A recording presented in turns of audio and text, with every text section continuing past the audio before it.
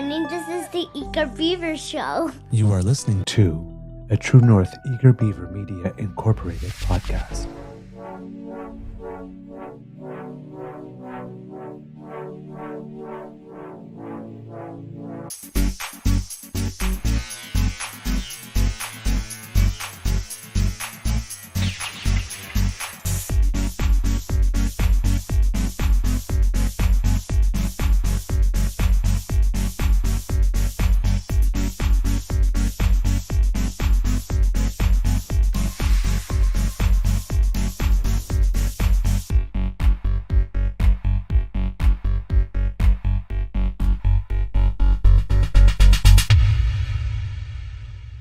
The True North Eager Beaver podcasts are proudly brought to you by our founding sponsors, the Misfit Mysteries from Corvid Moon Publishing, your source for science fiction, fantasy, and cozy mysteries featuring a broad diversity of characters, CanadianTarot.com, your uniquely Canadian online eclectic tarot community, and the Peppermaster, hot pepper sauces made from farm-fresh ingredients to thrill your taste buds and expand your mind.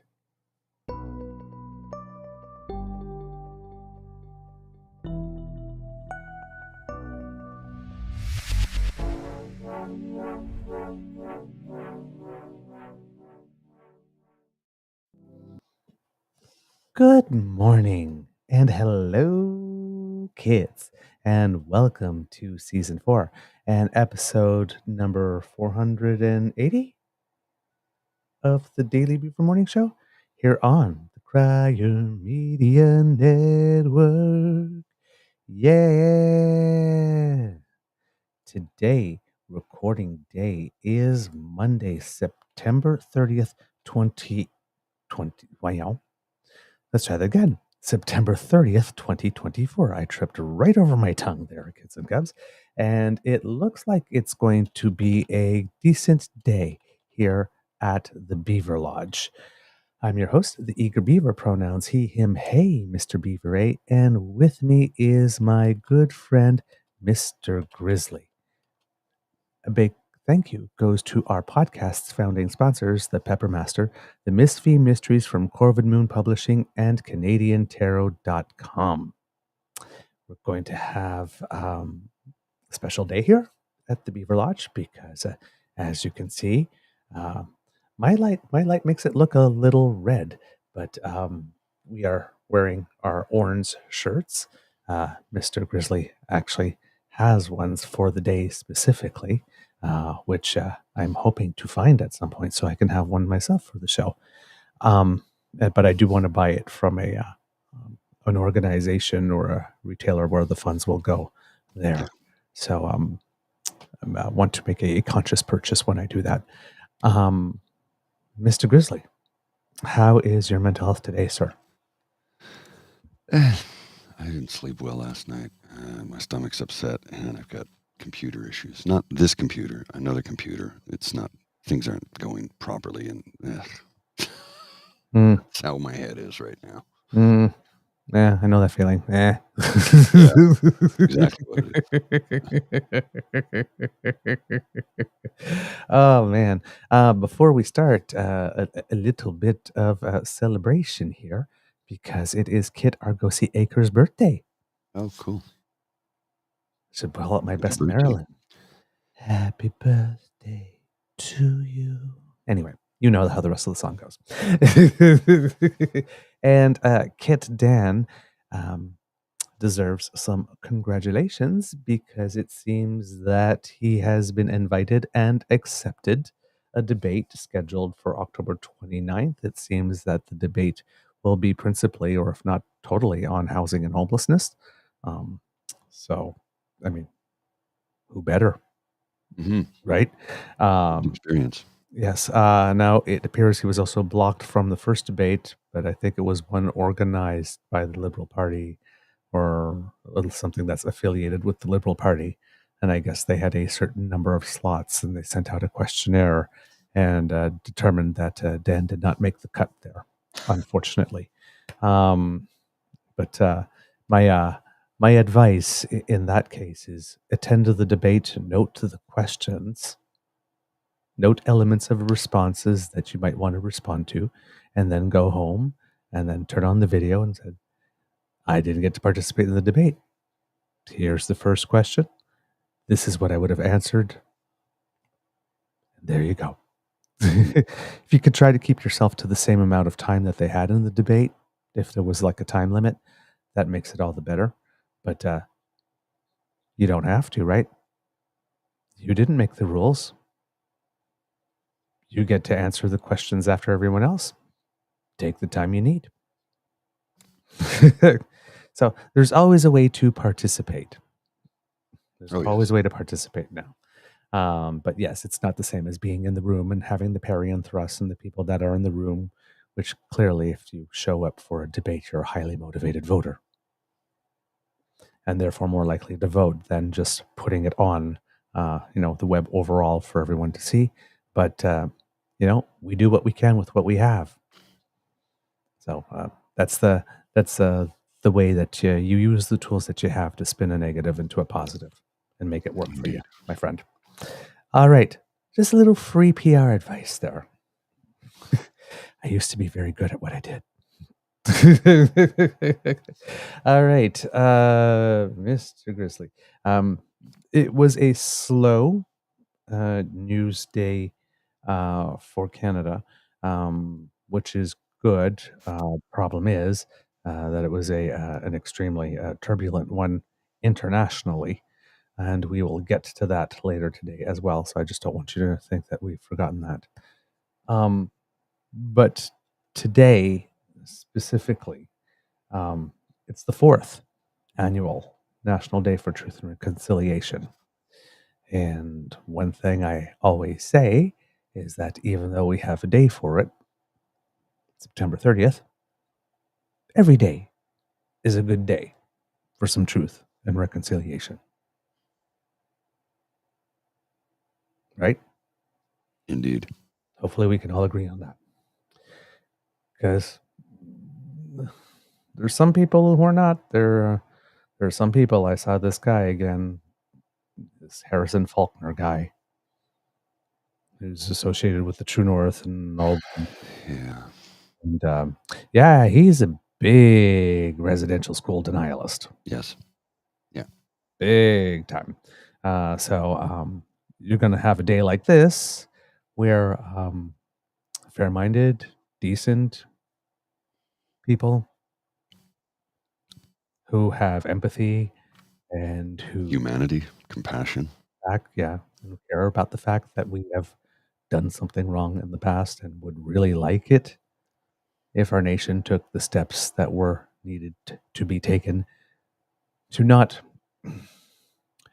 erase the past because it can't, and not assuage our guilt because this is not supposed to be done for that purpose. It's not supposed to be done to make us feel better. It's not about us, but to make it so that if we are going to share this place together, that we can both go forward with love and respect and honoring each other, as was originally intended. It's a path forward. But in order to have a clear path forward, you have to admit and face what was done. You have to own it. You have to be honest about it. That's the truth. And then you have to want to make it better. That's the reconciliation. And it's hard work. And it's long work. Because, let me describe it. Let's say you're in a relationship and your partner is unfaithful. Mm-hmm. Decide that you are still going to continue the relationship. There's a crack in the mirror of trust. Indeed. And no matter how long you are together, that crack will always be there. And you will always see it. Now, you can move beyond that. Yes, but the relationship becomes something different than it was before that moment. Right? It has to become something different. So, if we transpose this and say trust was broken, and it was broken for a very, very long time, still is being broken in many ways, and has been broken in every possible way you can imagine. That's a lot of cracks in the mirror. Well, and to like decide that you're going to look past, right? So on this day and leading up to this day, that the Harrison Faulkners of the world, for whom everything has to be about them, is I have some type of right to go through this entire life without feeling guilt or shame for anything. I can just say whatever I want and I can do whatever I want and I can feel that I'm entitled to everything and that everybody else that has something going on, well, they're either lazy or just got to get over it, or that demographic, that they are very, very active and have been very active in the lead up to this and are going to be extremely active today, and that everybody for whom this day is for, they are actually going to try and counter program and pull focus away from them. And that the people for whom this day is for, hopefully they all take a social media break today, because that's the last thing they need today. But that these people are going to try to put this stuff in their face and rub their noses on it on this day makes it all the more important that the rest of us actually take some time to listen. And not just listen. Learn. Right? There's hearing, there's listening, there's actively listening. Right? You got these three levels. Active listening is not a passive thing, right? It's called active listening. You're there, you are present, you are engaged. Your eyes are open, your ears are open, your spirit is open, your soul is open, and you are trying to take in as much as you can.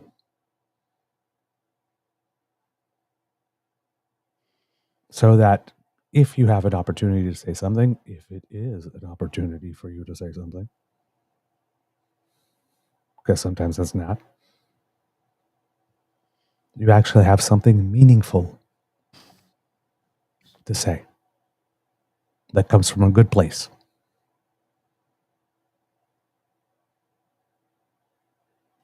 It's all the more important that we do that, considering all the crap that's going to be out there. I'm just, man. Well, consider this. Yes. This is Truth and Reconciliation Day in Canada. Just a few days ago, Pierre Poilievre was a guest speaker at a residential school denier and Christian nationalist event along with Harper and Smith. The media is ignoring the worst of Pierre Poilievre and conservatives. Okay. Alberta's toasting Ted Byfield. Now, this is the third time for Pierre Poilievre. On the day of Harper's alleged apology, as we mentioned often on this show, he ran off to CFRA to complain about not getting value for money for tort settlements, and that Indigenous people living in Canada need to develop a better work ethic, and that it was up to, I guess, the Anglo-Saxons to foster that in them somehow. Well, then on the day that the Pope came to Canada to deliver the apology, that's the day he announced he was running for prime minister, which, as Mr. Grizzly says, you can't do because we don't have that electoral system yet. But that was the day he counter-programmed that on that very day. Now, the day before, the 4th, National Day for Truth and Reconciliation, he goes to this place to hear this guy. I'm guessing he spoke as well? I don't know. I think he was scheduled to speak. I don't know if he did. Oh, boy. He's showing you who he is, man. When Well, there's a it says significant... all-star speaker lineup. So, Okay. Whenever there's a significant event, he always makes time to, either on the day or just before it, to send a little signal to the residential school deniers. Corey Morgan being one of them. That's a name I'm unaware of, and I guess if you brought him up, he said something, and I'm going to not be better for it. There we go. Yeah. Those schools kidnapped and abused and killed children at those schools and then destroyed the records. Corey Morgan. Totally untrue. There was no genocide in Canada. Death count at Kamloops residential school site remains at 0. Glad to represent the Truth and Reconciliation Day approaches. Even if what he said was true about the Kamloops residential school, that is one among how many? Yeah. It didn't happen at this one, so it didn't happen at all. It didn't happen while I was awake to witness it, so it didn't happen at all. What do you mean it happened? That was before I was born. How am I supposed to know what happened before I was born? So, Corey Morgan is a columnist and show host at the Western Standard Online News. Oh, of course. Of course. Because of course. Yes. Right. So it appears that there have been some discussions about making... Well, I'm just going to put him up on the screen here. So anybody wants to follow him on Twitter, it's at Corey B. Morgan. Why would we want to follow him on Twitter? Well, if you want to go and give him a piece of your mind. I don't like suggesting that all that much. No, people are free to do whatever they want. I'm not suggesting anything. I said if you want to go and give him a piece of your mind. I didn't say do it. You could say that's stochastic, but if they can do it, why can't we? Yeah, I know. Sometimes you got to get into the ditch, though. I understand. Not sure that's what I say, because democracy is something that you do. That's the kind of democracy I want. I'm wanting to be fair. Pushing. But yes. But if somebody is going to spew hatred like he does. Yes, that there's no free speech without consequence. This is what I'm getting at. As we say on the show. You dish it out, you better be able to take it. Yeah. That part is true. You got to own what you say, and once you put it out there, it's like, you got to expect some. It's like playing tennis, right? No matter how good the shot you make and goes across the other net and bounces in, you can't just say, "Oh, I made a great shot," and then stop and think, I've got this one, because it can always come back.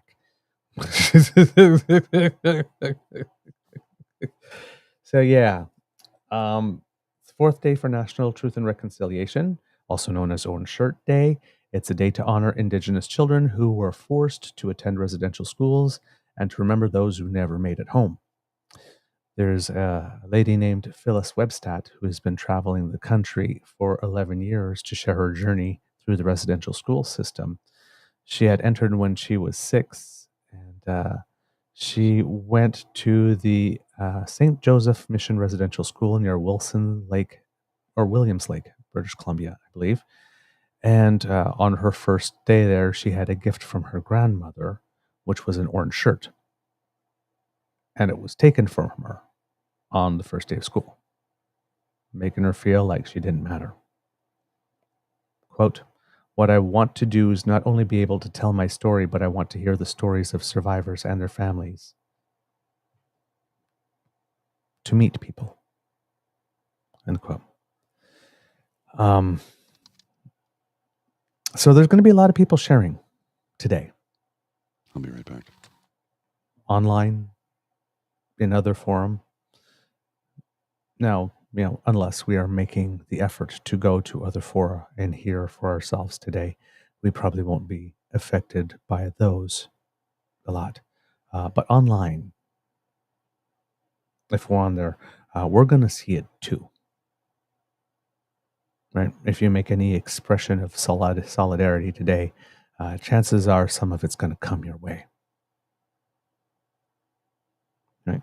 So this is a day, again, how would I put it? If you're going to respond, this is my personal, the way I go about it. I respond to what is said, yes, but not for the benefit of the person to whom I'm speaking or with whom I'm interacting in this case, because odds are they are so far gone and they've come to social media to keyboard warrior. So clearly they are not opening to having their minds changed here. And as good a debater as I can be, and as good a writer as I can be, I would have to have magical skills to be able to write within 280 characters something that would make somebody stop and go, wow, you're right. My whole perspective has changed. Right? It's a little bit of a futile experience. However, there might be other people that stumble upon that conversation who are not necessarily clear. And if they see the call, which is the troll BS, and the response, but written, of course, for the benefit of the people. So basically, you use their timeline in order to be able to drop knowledge or education or the sense that, yeah, there are way many more of us who feel that we should take the compassion route here. Right? I do it with that intent and with that motivation. And then that mute and that block button sure come in handy. Because ain't nobody got time. Today's the day for listening, not a day for battling or fighting or all of that stuff. So, drop a little truth, use the mute button, use the block button, stop that stuff right there. No time for it. That is my best advice for that.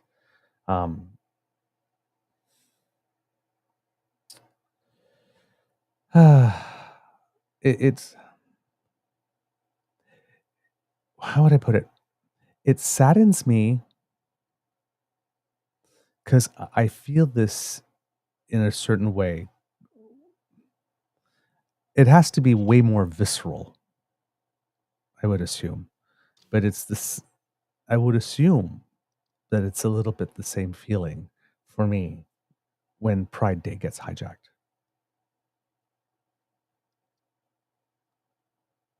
Except I wasn't put in a residential school, right?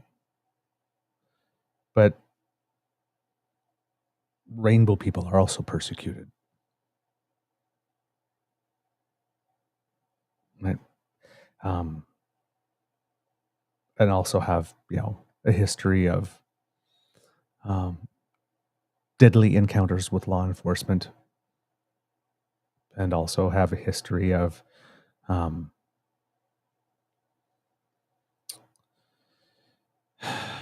people just hating you for who you are.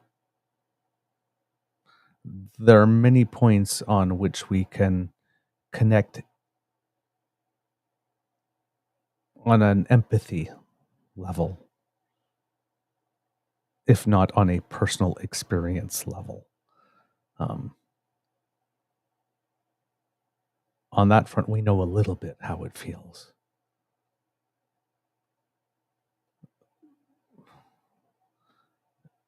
But it's on a whole other scale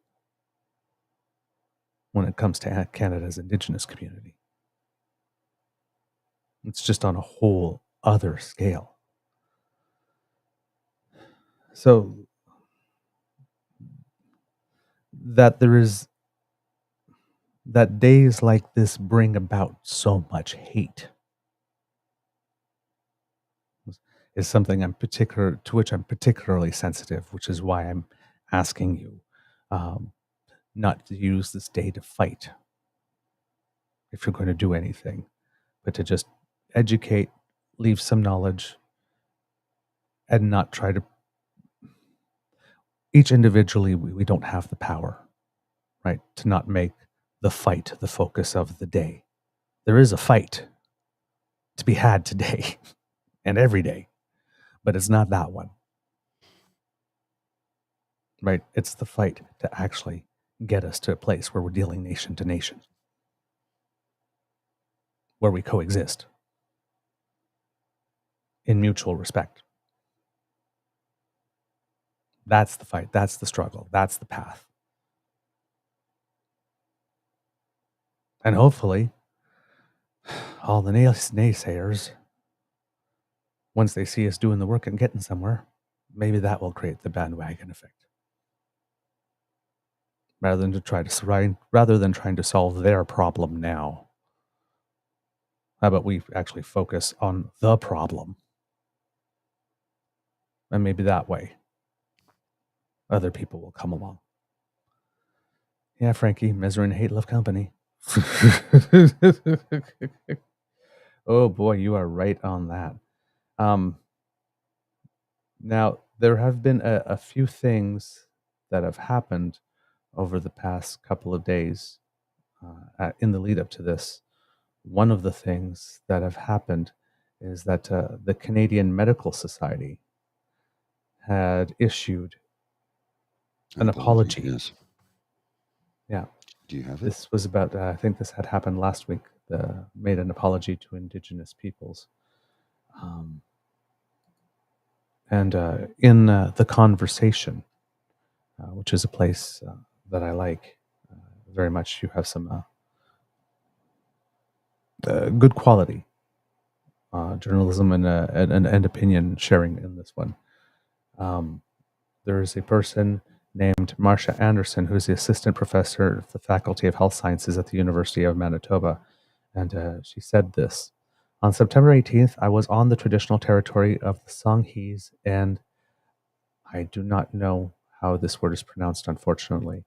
It is spelled XWSEPSUM. So I will not even attempt to know. But that was the other nation. So on the territory of the Songhees and this nation, to stand with my Indigenous physician family as the Canadian Medical Association delivered its apology to Indigenous peoples in Victoria, British Columbia.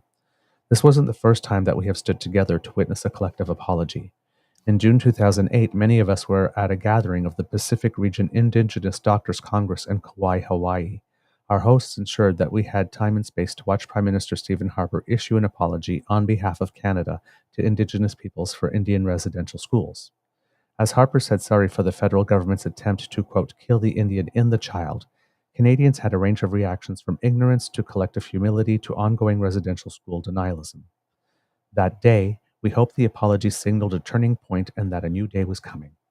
What we've seen since, as evidenced by multiple reports on progress on reconciliation, is that it takes a long time for that new day to come, and progress on reparations and reconciliation is not linear or always forward-moving. I carried the lessons from that 2008 experience with me to Victoria to witness the apology from CMA, Canada's National Association of Physicians, and knew this would be different for me. My experiences of racism in the healthcare system are significantly more direct than my experiences of residential schools.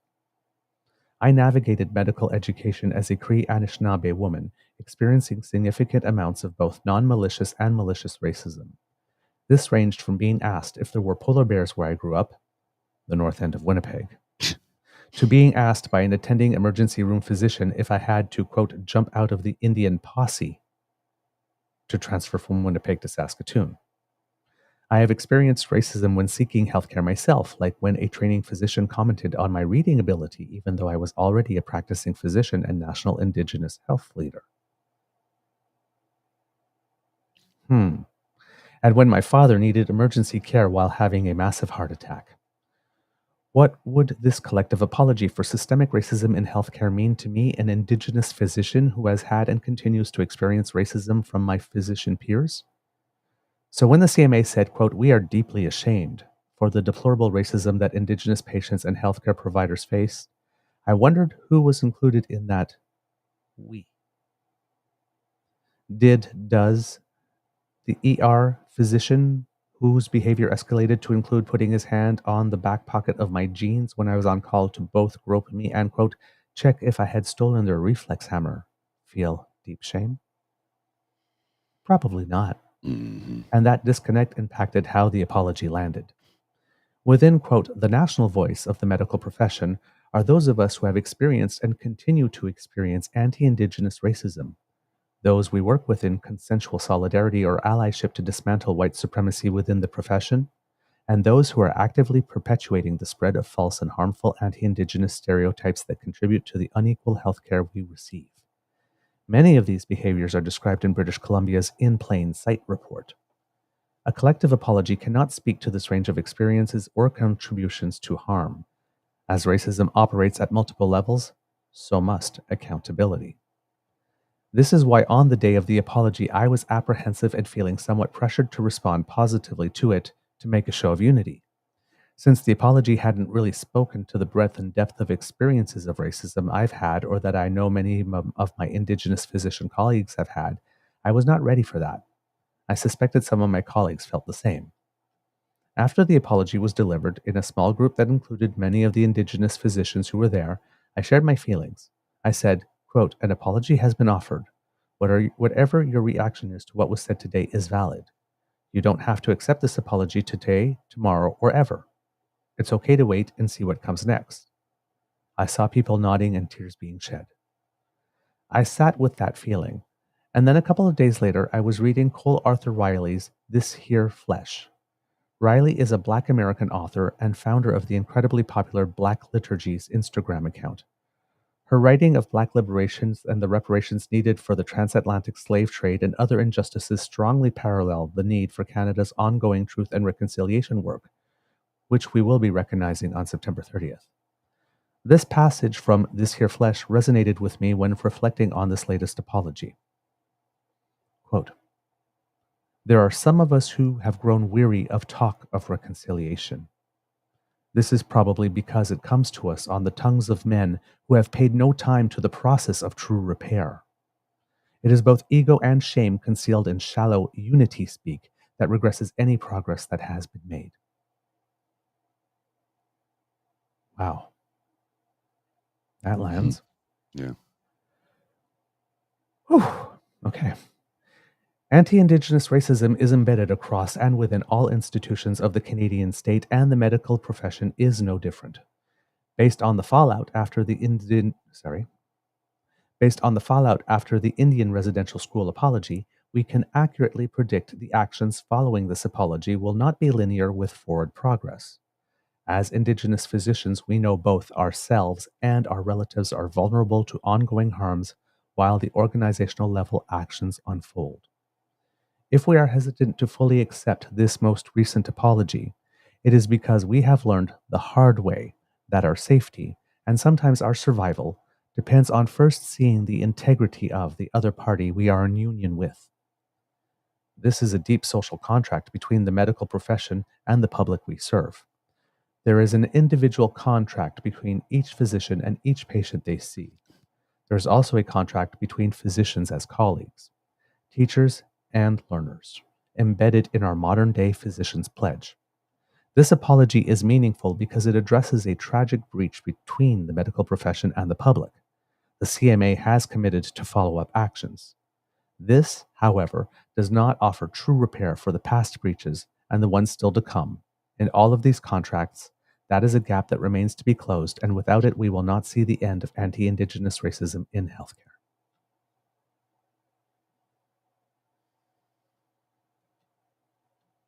That's heavy. That's heavy. So is this. But truth. This is from APTN.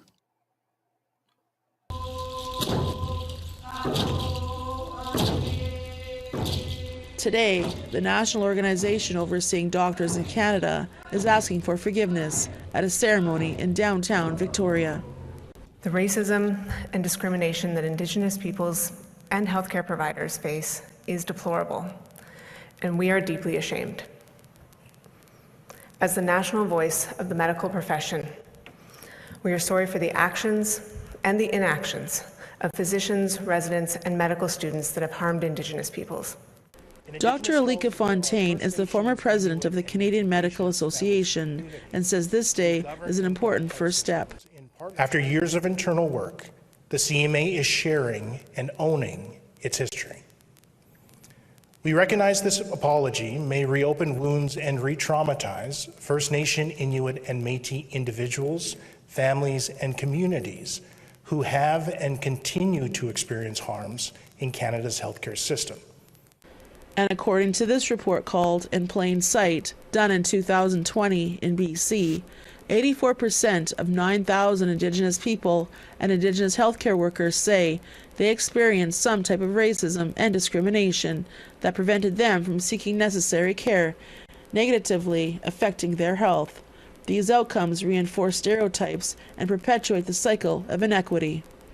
In 2022, the CMA brought on Indigenous elders, knowledge keepers, and experts to help the organization define an Indigenous health goal. This led to them reviewing its past and acknowledging the harms Indigenous people suffered, dating back to the establishment of residential schools and Indian hospitals. The Indian hospital system embedded systemic racism and discrimination in the Canadian health system by fostering racial segregation and conditions where Indigenous patients received substandard and unsafe care. Patients were subjected to abuse, experimental treatments, and forced and coerced sterilization. Dr. Nell Wyman says she is hopeful things will change, but there is a lot of work to do. I'm more interested in hearing what's going to happen now, what's going to happen starting tomorrow. And I think a major driver of trying to make the healthcare system does not lie within the Indigenous physicians like myself within the system. We've been speaking up for years about how unsafe it is for patients and for ourselves, for Indigenous medical students, residents, and physicians. I think really the onus and accountability will lie with our non-Indigenous physician colleagues to take up that cause. Tina House, APTN National News, Victoria. Wow, thanks for that, Mr. Grizzly. Appreciate You're that. welcome. I love it when we can show APTN's work. Yeah, see the comments from the kids here. Jesus fucking Christ. There was no system in this country where Indigenous people were not harmed. Every single one of them needs to change. Mm-hmm. At PNC Bio, that's fucking tragic. Well, and let's not forget the story that we brought to attention on this show about a year ago for a woman in Montreal who filmed her last moments. The horrible treatment she received in hospital and died in hospital in Montreal. They refused her treatment. They sent her away. She died as a result of their ineptitude and attitude. I'm unfortunately, I don't recall her name, but we talked about this last year when it happened. Last year or the year before? I can't remember when it happened. Too many concussions. But this is still going on today in 2024. So we have a lot of bloody work to do. Mm-hmm. It's, I remember there was the lady Joyce Echaquan. Yes. That was about 4 years ago, I believe now. I think. But I'm not sure if that's the same person you're speaking of, Mr. Grizzly. 3 years. Oh, you're right. It is 4 years. We did, hospital. She was in it was not in Montreal, but in the Lanaudière region. Apologies. Yeah. So that's why I was a little confused there. Yeah.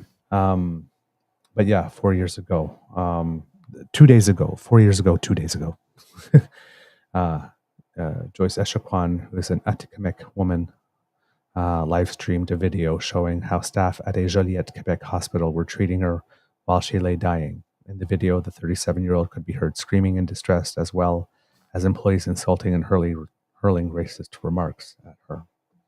Yeah, in the video, Echaquan recorded the orderly is heard saying, "What would your children think seeing you like this?" And later, you made bad choices. So this was recorded on Joyce Echaquan's Facebook Live video. She live streamed her death, basically. Yeah. I'm like, Yeah. 2020 this happened, right? Yeah. There have been a couple of changes in that area. This was from June. It's something I had noted, but I didn't have an opportunity to bring on the show, so it comes along now. There's a mobile clinic by and for Indigenous people that probably is now treating patients across Quebec's Lanaudière region, which is the region where this happened. It comes 4 years after the death of Joyce Echaquan, who filmed staff at the Joliet Hospital hurling racist abuse at her. And this was from a report by Alison Northcott at CBC. There's a brand new van that's been outfitted with an exam table, medical supplies. And Jennifer Brazo, who works with this mobile unit, says, we have a space where our nurse or doctors will be able to treat patients that come and visit our mobile clinic. As head of the region's Native Friendship Center at this clinic, so it's linked with the Native Friendship Center there. So it's because it is by and for Indigenous people. So they're using the Friendship Center in order to help coordinate this. And they say it will be a crucial link to the healthcare system for Indigenous patients in urban areas in Quebec. They say, I believe that we're the first Indigenous for and by Indigenous people mobile clinic. It will travel to different municipalities in Quebec's Lanaudière region, offering access to doctors, nurses, education, and intervention workers. Brazo also says to be able to go towards the people where they are and make sure that they have the services that they need, and also considering we're in such a large region, it makes a lot of the services inaccessible for a huge portion of the population.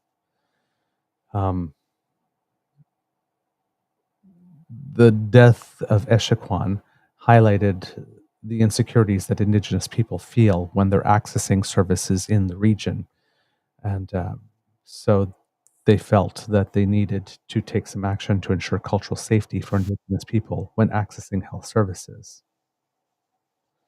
A member of Joyce Echaquan's family, Lorena Echaquan, was there at the launch of this unit, offering homemade bannock and blueberries to anyone who was coming in. Joyce was her cousin and best friend, and she says that the mobile clinic will really help the off-reserve Indigenous community at Tacoma community build trust in the healthcare system, and which has been hard to do since the passing of Echaquan. She says that she would have liked a clinic like this when her 6 kids were young and she was trying to navigate healthcare. It's been 4 years and almost nothing has been done now. No. And the thing that's been done is Indigenous-led. Yes.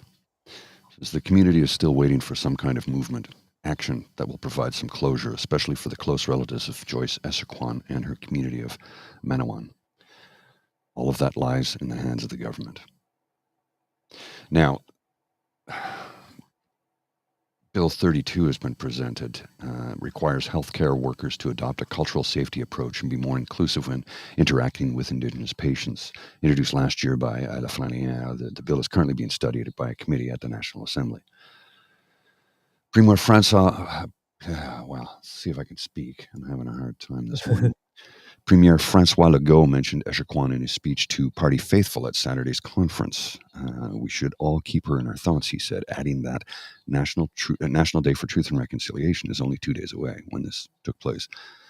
This is an opportunity to remember that there's still work to be done toward one, reconciliation, and 2, to work more and more hand in hand. We know that there's systemic racism because our people live through it. This is from, that quote is not from Legault. That is from Ghislaine Picard, the chief of the Assembly of First Nations, Quebec, Labrador. He says, I'll continue with the quote. I just didn't want to mislead anybody. We know there is systemic racism because our people live through it. He said, we're hoping that we can find a way to turn the page and move on to another chapter. So, yeah. Lots of work to be done. Yeah. When the clinic was a mobile clinic was unveiled, Quebec's Indigenous Affairs Minister Yann Lafrenière said that there has been progress since Joyce's death, including changes at the Joliette Hospital and a bill to establish a cultural safety approach in health and social services. But he acknowledges that there's still a lot of work to do. So for people who are trying to see what we've done on our end. Yeah. Not nearly enough. Not nearly enough. Now, this bill that I was mentioning that's going through the House, that would outlaw attempts to deny or downplay the harms caused by Canada's residential schools has been proposed, again, by Leah Gazan. NDP MP Leah Gazan. I'm telling you, people, you got a good one here. This is what a constituency-based MP does. Yes. There are 338 MPs in the House. She's with the fourth party, and this is like the sixth or seventh initiative that she's either been a part of or has spearheaded herself, in which we mention her name in the past 2 years or so, 2 or 3 years or so. Pierre Poilievre has been in Parliament for 20 years. He passed one piece of legislation. Single piece. That ended up destroying his party. How is Leah Gazan more productive than Pierre Poilievre? Because she's not trying to rule people, she's trying to govern for them. That's the difference. I need to show you something here. Hold on a second. I want to finish this subject here before we move. This is directly related to the subject. Go ahead. The bill? No. Okay. Go ahead. Leah Gazan, new Democratic MP for Winnipeg Centre, introduced a private member's bill in the House of Commons on Thursday to add residential school denialism to the criminal code. Quote, if the government is serious about reconciliation, then they need to protect survivors and their families from hate. The residential school system was a genocide designed to wipe out Indigenous cultures, languages, families, and heritage. To downplay, deny, or justify it is cruel, harmful, and hateful.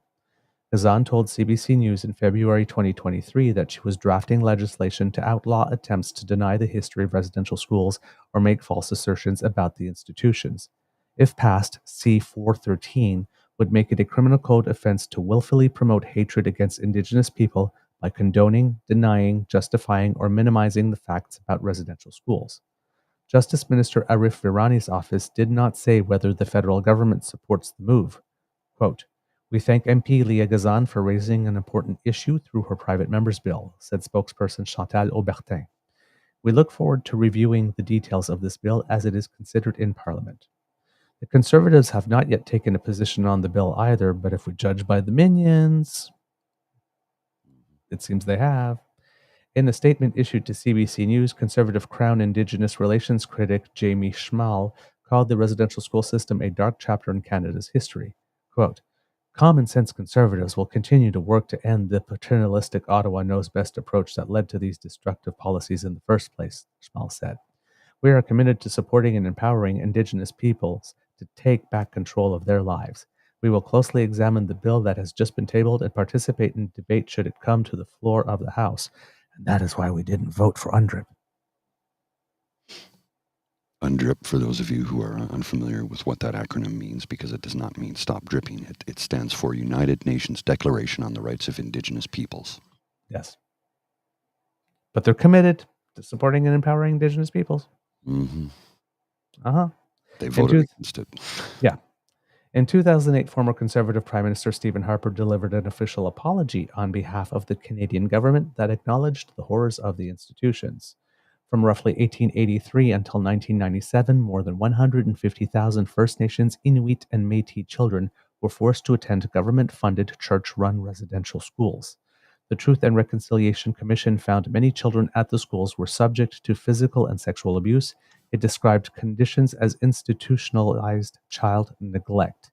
And the sentence I just read before that, right, From roughly 1883 until 1997, more than 150,000 First Nations, Inuit, and Métis children were forced to attend government-funded and church-run residential schools. And the reason I want you to remember this specifically is because one of the strategies the residential school denialism people say or use, if they're not denying it, they say, well, Canada didn't do this.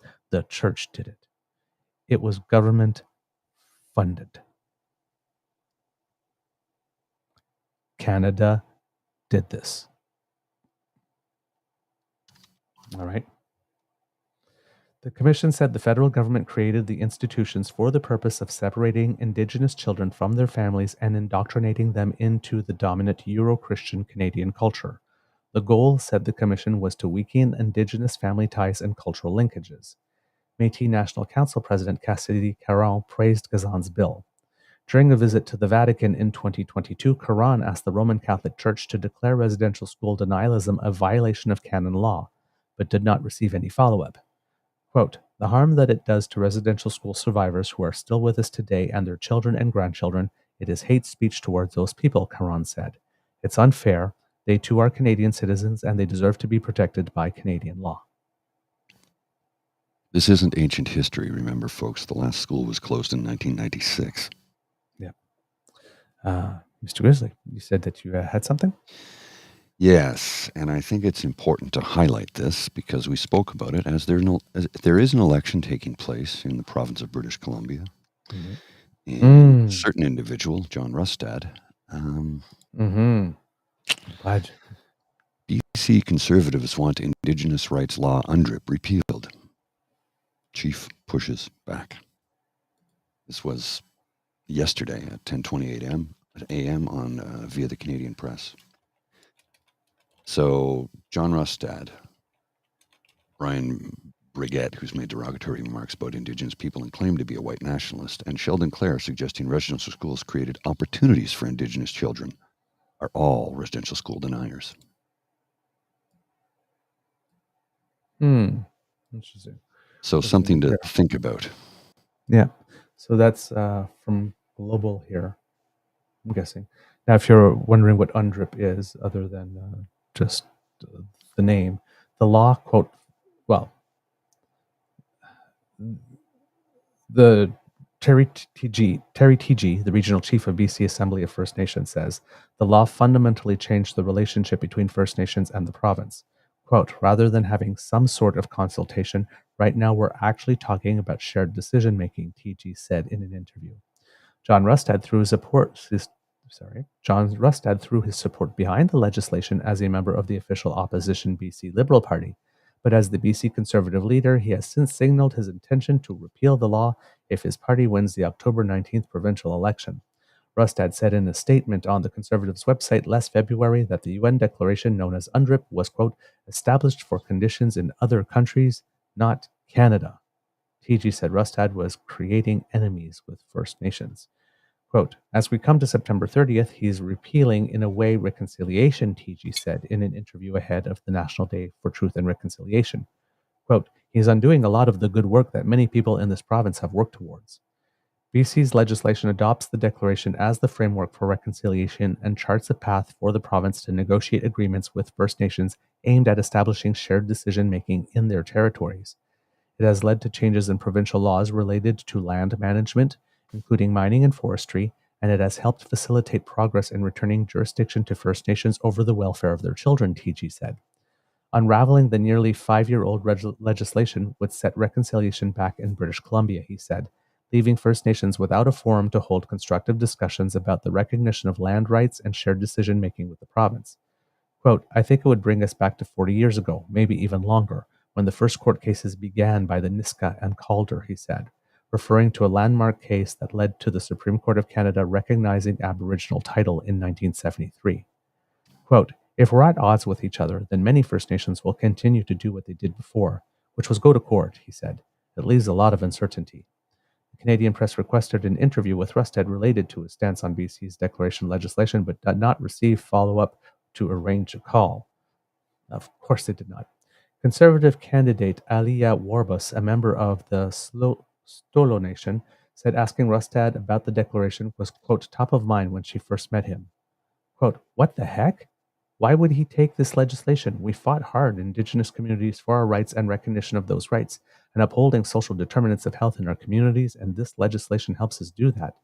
But Wabus, who was running in Chilliwack Cultus Lake, said she was really satisfied with her conversation with Rustad.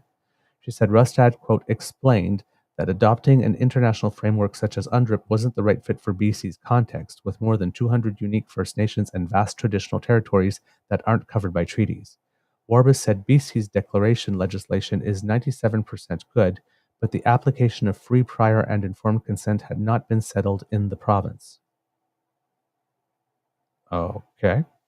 She pointed to conflict over the Coastal GasLink pipeline in northwestern BC. Opposition among Wet'suwet'en hereditary chiefs to the 670-kilometer pipeline sparked rallies and rail blockades across Canada in 2020, while the elected council of the Wet'suwet'en First Nation and others nearby had agreed to the project. Quote, that was a key example of how free, prior, informed consent without definition doesn't tell us who gets to make that decision at the end of the day, Warbus said.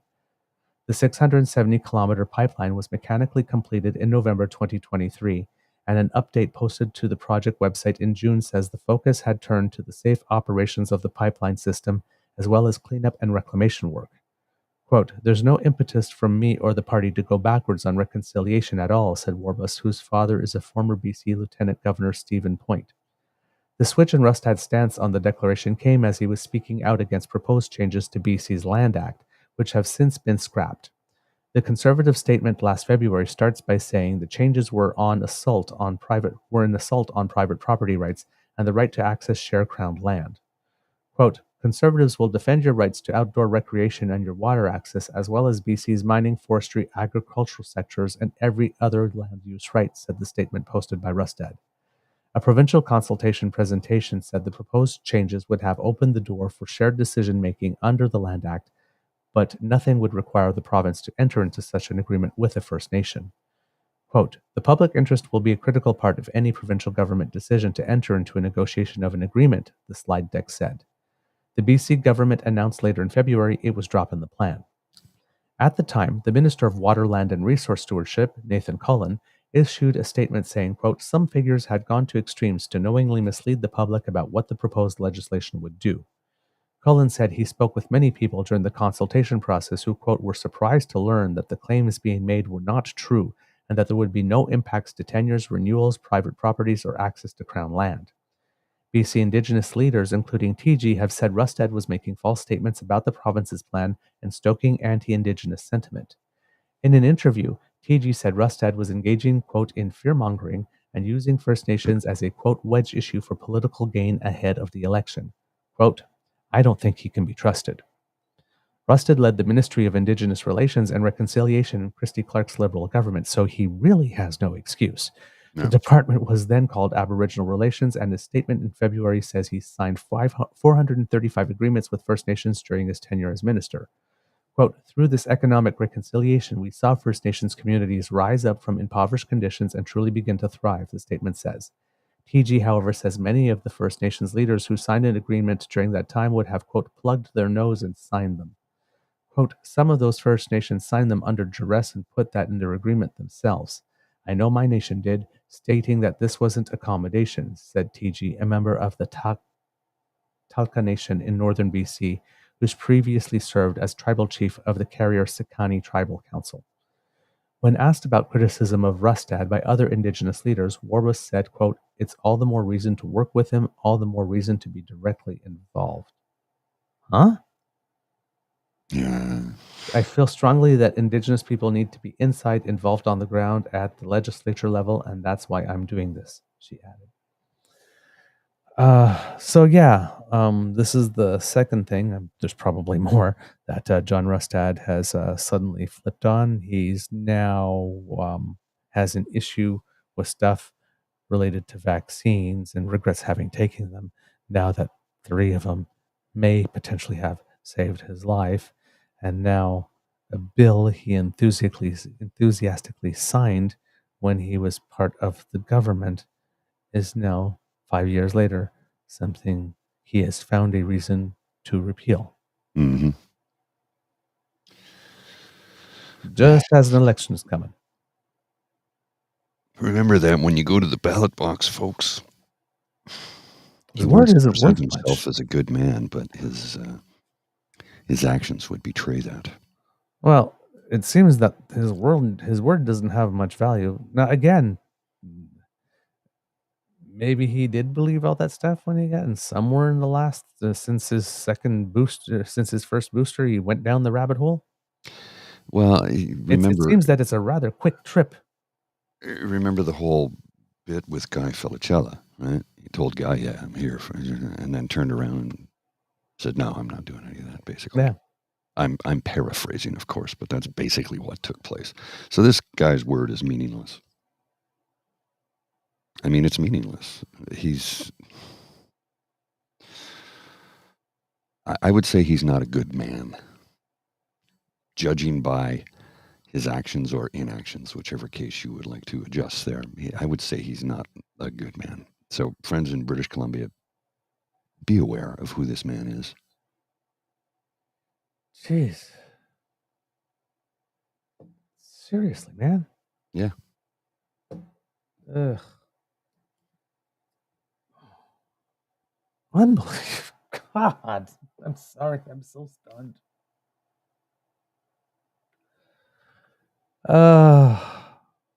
Why?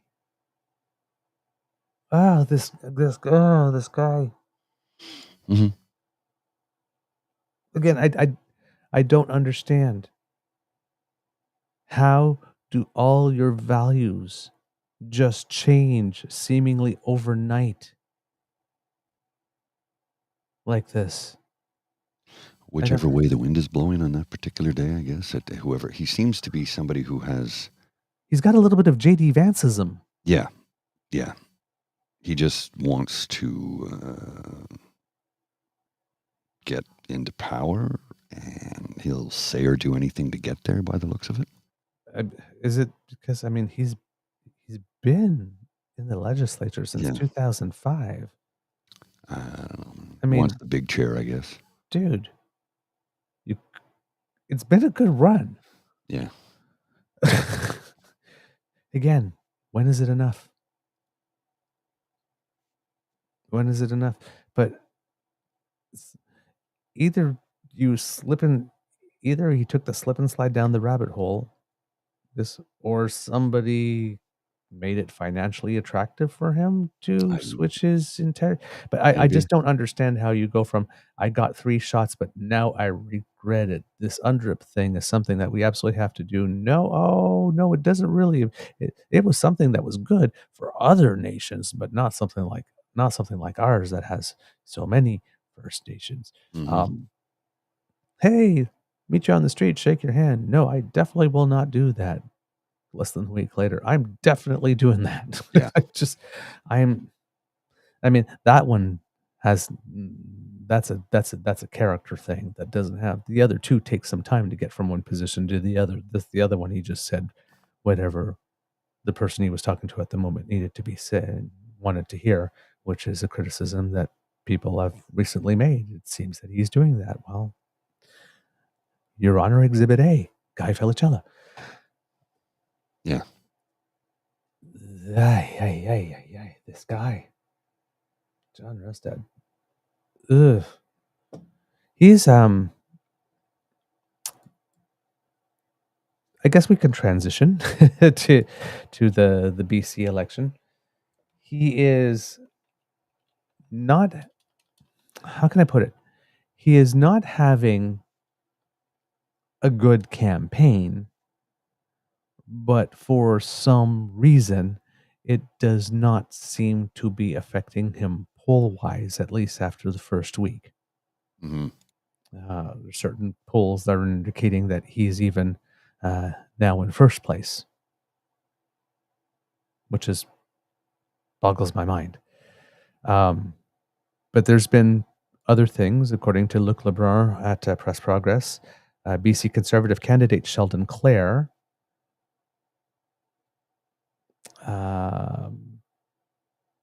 basically is a denialist. He advocated, quote, challenging the myths of the Truth and Reconciliation Commission.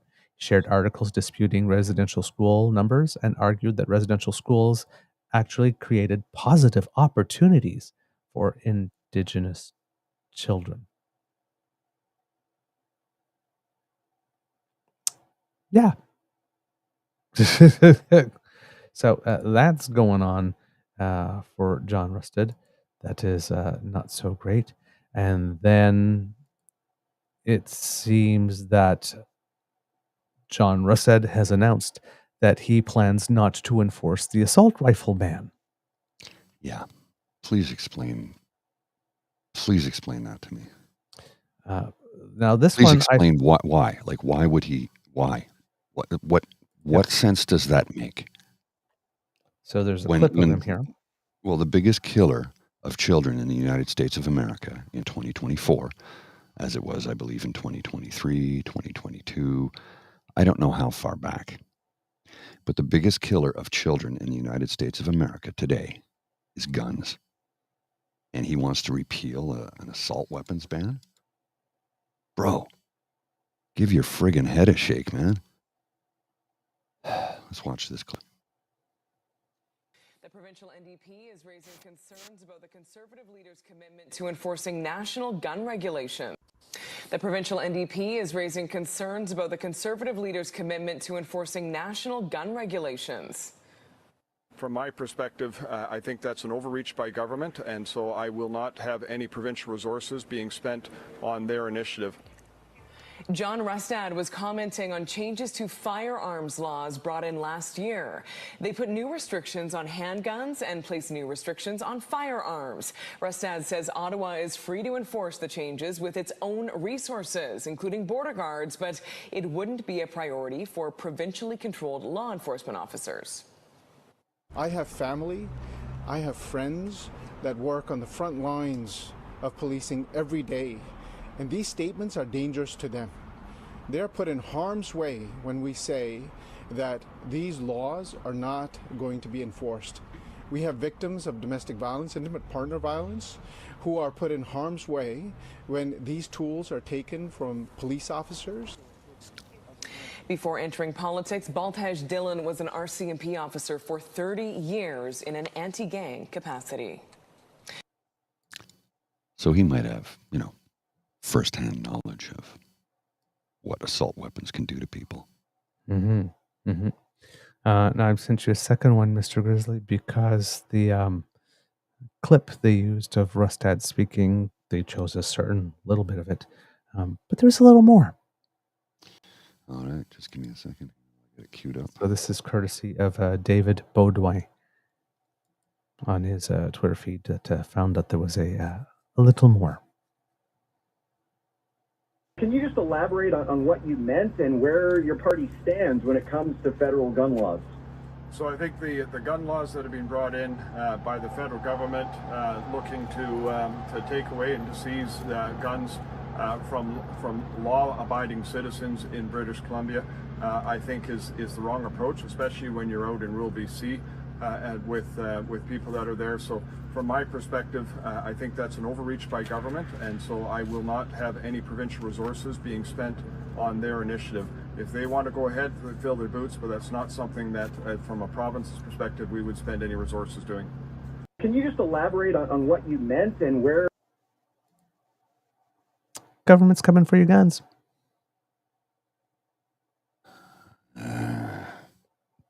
I cut myself self-shaving, by the way. That's what that is. It's yeah. Yeah, kids are wondering if Mr. Grizzly had something on his face. There's not something on my face. I cut myself shaving. Yes. Somebody asked previously, by the way, I just remembered because I saw it quite quickly, if whether or not I was Indigenous. Genetically, there is Indigenous blood in my ancestry, both on my father and mother's side, according to what my parents have told me. But I was not raised a single day in the culture, and neither were they, I believe. So, yeah, you may. What you're saying is you may have some DNA, but because you. Yeah, both my parents are mixed race, so I'm a mutt. Yeah. Well, I mean, you have the bloodline, but like you say, you weren't raised in the culture. Yeah. No, I wasn't raised a day in the culture, a single day in the culture. So, I mean, on my father's side, it would probably be Mi'kmaq Mm. from Nova Scotia.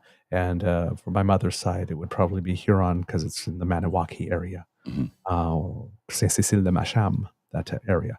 But yeah, so I think my mother told me stories of her grandmother, who I believe was at least half Indigenous. And on my father's side, it's when I went to ask him, we're black from where? And then he looked, he turned around and says, oh, we're Indigenous.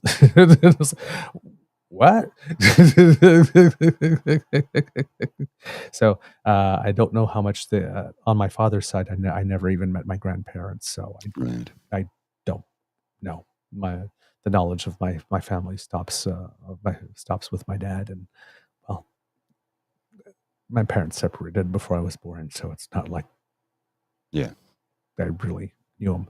So I really have no idea of my family history, to be totally honest. That's just the little snippets. But I mean, I was born in Montreal and raised in Ottawa, and with my mom, and bounced in and out of foster homes. So I mean, if there's anything Indigenous about me, it's a little bit of DNA somewhere, and that's about it. Yeah. So yeah, I have no claims. Yes, but I think we should put together a 23andMe fund for Douglas. Yeah, I can imagine doing that, and it's like, oh yeah, Indigenous, French, English, Jamaican, Serbian, Rastafari, Mongolian, Laotian. There's probably something weird. There's a show I listen to called The Daily Beans, where they have this thing where, because people can genetically test their dogs to see what breed they are. So they have a game called What the Mutt, and then people send in the pictures, and then the hosts try to guess what it is. And it seems that over time they've discovered that pretty much 80% of dogs have a little chow chow in them, or chihuahua. Seems they get around. So they always say, terrier, Labrador, and chow chow. Just always throw it in there. So we got one right. Chow chow. This comment here from Saucy Sea Witch: 23andMe is going bankrupt, and never put your DNA in a private database. Never. I have always felt the same way. I don't want to hand over my DNA to a private corporation. Yeah. That's me. I mean, certainly there's a part of me that would like to know what is my genetic makeup, but I don't want to do it through a private corp.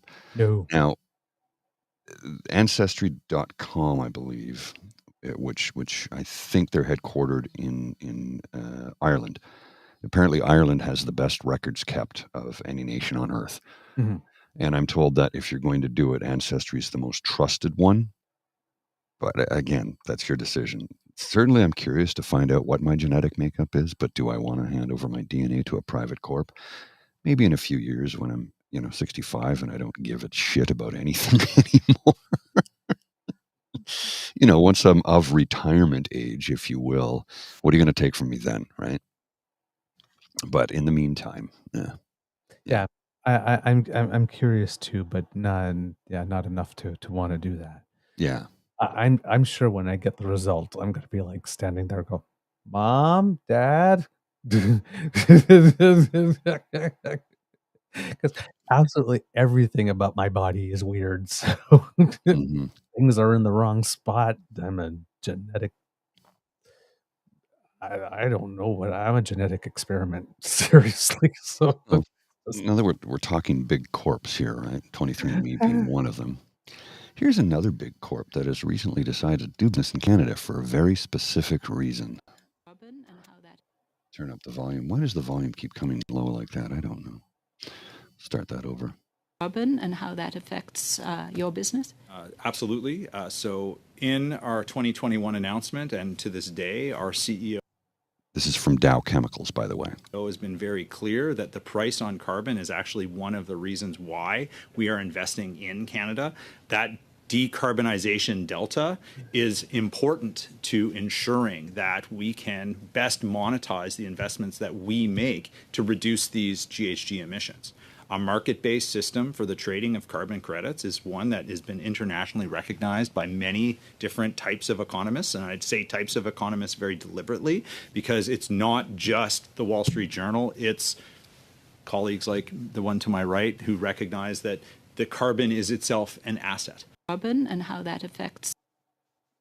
Gee, would you look at that? It's almost like businesses like well-defined boundaries that point in the direction of where the puck is going, stability and predictability. Who knew? But if, you listen to Pierre Poilievre, nobody's, Canada is just broken, and the carbon tax is just driving up the price of everything. It's just ridiculous. Let me get this straight. If the price of fuel keeps lowering as the price of carbon keeps rising, I'm going to assume that at some point, certain people will figure out that those high grocery costs, utility costs to mention, a few are the direct result of price gouging. Gas prices in Canada dropped the lowest national average since February. Huh. Isn't that curious? It's like, so the lies that the liar keeps telling us. We actually have the guy from Dow Chemical says that he's doing business in Canada because we have this. Yes. But it's going to be nuclear winter. Yes, because corporations establish themselves in nations where they know nuclear winter is coming, and then go to testify before committee that they like it. And let's remember here that this is not lip service.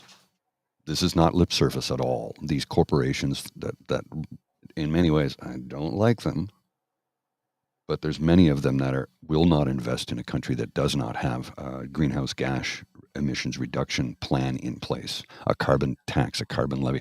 They're literally not going to invest in those countries. And one of the biggest, most powerful corporations in the country, and that is actually their name, Power Corp, is all in on green technology. I mean, they are all in on green technology. And if you don't know who Power Corp is, they're known as the kingmakers. In other words, if they back somebody,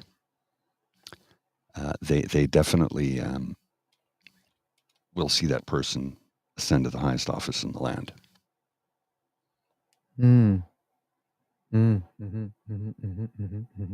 Indeed. Interesting. Hopefully there'll be more of that. More corporation CEOs saying that they like the stable environment. That's what we need. If people are not going to listen to the Liberal Party say it, then they need to hear people from the business community saying it. Just seems to me that that's where we're going. The other thing, and this will be particularly salient in British Columbia, of course, given Rustad's bid to flip-flop also on carbon regulatory pricing for the province of British Columbia. The other thing that is interesting that came out is the Conservatives in British Columbia put out a plan to end the housing shortage and bring housing costs under control. For immediate release, Get BC Building. John Rustad unveils bold plan to end housing shortage and bring housing costs under control. September 27th, Surrey, British Columbia. John Rustad, leader of the Conservative Party of British Columbia, today announced a comprehensive plan to tackle BC's housing crisis and restore affordability for British Columbians. The Get BC Building plan promises to end the housing shortage, streamline approval processes, and deliver the largest tax cut on housing in BC's history, dubbed the Rustad Rebate. I don't think it's dubbed anything yet. It hasn't been around, and not enough people know about it to actually haven't given it a name. But way to try to make fetch happen, Gretchen. Quote, If you work hard, you should be able to get ahead, but in David Eby's BC, that's no longer the case, said Rustad. The NDP's policy have sent rents and home prices soaring while piling on income taxes that make it impossible for British Columbians to keep up. It's time for immediate relief. The Rustad rebate, the largest housing tax cut in BC's history. So it's interesting now he believes in rebates. Yeah, funny how that works. But I digress. The Conservative Party's plan includes immediate tax relief starting in Budget 2026 with the Rustad rebate, BC rent and mortgage rebate. The rebate will remove BC income taxes from $3,000 per month on housing costs, including rent, mortgage interest, and strata fees, offering significant relief to both renters and homeowners. We're in a housing crisis and it's time to act with urgency, Rustad emphasized. The Rustad rebate will give people immediate financial relief and help them stay in the homes they love. Well, that's not exactly true. Well, let's stick with housing Because here for a second. if it's tax thing, well, then you're going to have to go through all of 2026 and then file your taxes. And Yeah. then when you get your first rebate, it'll be sometime in 2027. So it's not exactly immediate relief. And the other thing is that, remember, given that it's a tax credit, you only get 5.06% of that $3,000 per month. So you're not saving $36,000 off your taxes, but 5.06% of that. And that's only if you declared enough taxes to cover that. Because if you haven't, then you get nothing. Well, this comment here from Pierre Poilievre, 9 years of NDP Liberals, which used to be Liberal NDP coalition, now he's NDP Liberals, doubled housing costs, and now Canadians can't afford a home. Our common sense plan will bring homes you can afford by selling off federal land so we can build. Yes. This is all these people ever do is sell off things that belong to the people. Yes. And we just saw how selling off public land for housing development has gone in Ontario under Doug Ford, right? Yeah, exactly. Have we not learned a damn thing, people? Now, other things of... Ground land, our land. He wants to sell it off to his developer donor buddies. Yep. Things of John Rustad's plan here.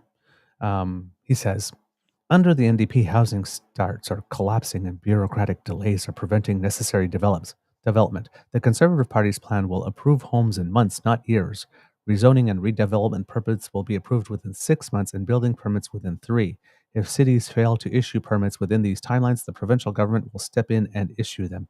So the party that's against bureaucracy and bloating the public service is going to have to either ship money out to an external agency to do that or actually create a whole bunch of government jobs if they want to achieve that, because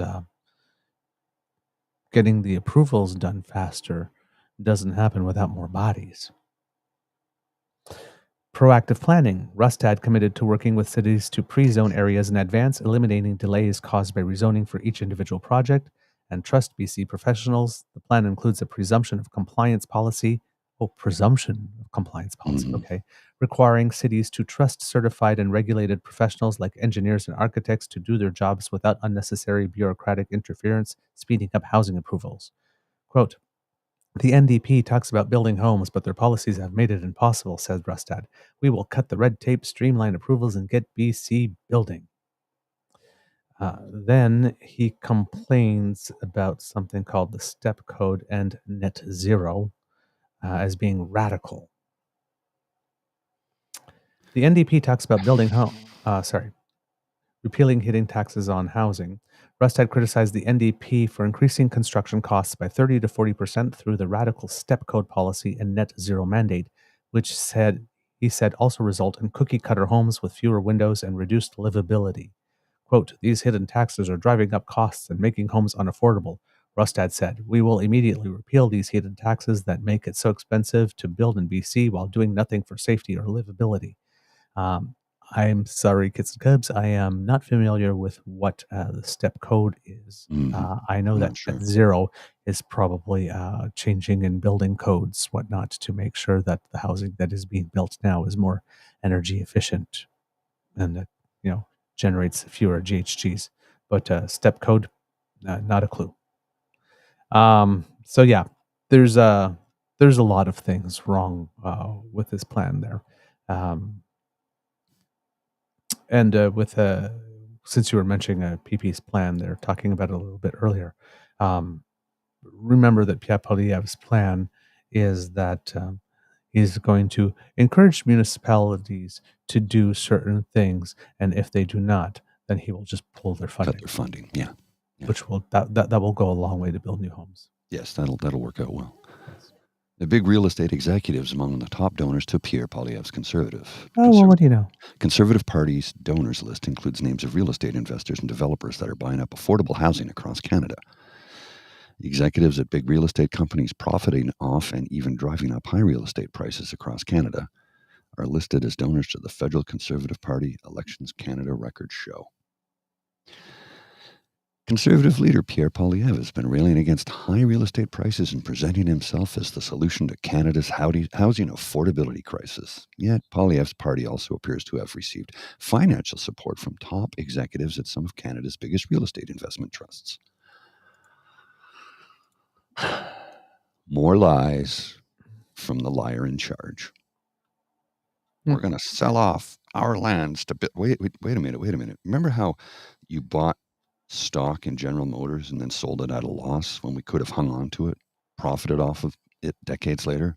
Remember when you sold off Air Canada and privatized it in 1989, thus making it one of the worst airlines in North America after having been the best? Remember when Brian Mulroney sold off our vaccination manufacturing facilities because there was a profit to be made?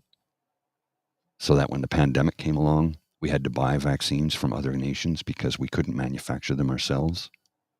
Mm-hmm. Stop selling off our assets. Stop it. Stop it. Yeah. They tell you that they're fiscally conservative and financially responsible, but they are not. They see a profit, they go after it, and damn anybody that gets in their way. And to hell with the consequences. Hey, we made a few bucks. Everybody got paid. Yeah. This is not good policy. No, not good policy at all. Now, with Rustad as well, the flip on the gun policy, specifically the firearms policy, strikes me as a little weird. Not as sorry, by the gun policy, I mean, to not enforce the assault rifle ban. Because before the writ was drawn for this campaign, analysts were saying that it might come down to the Surrey region specifically. And the Surrey region is where there is a decent amount of gang and gun violence. If that is the decisive battleground, why would you come out as not wanting to enforce an assault rifle ban if you wanted to win? Yeah. That's a decision that gets you more votes in the electoral districts that you already are going to win. Which I guess maybe he feels he needs because the race is close. But going into an election when somebody tells you, in the United States, when they say it's probably going to end up being these 3 or 4 battleground states, when they talk Michigan, Minnesota, Nebraska, and let's say Pennsylvania, and you're spending all your money in Florida.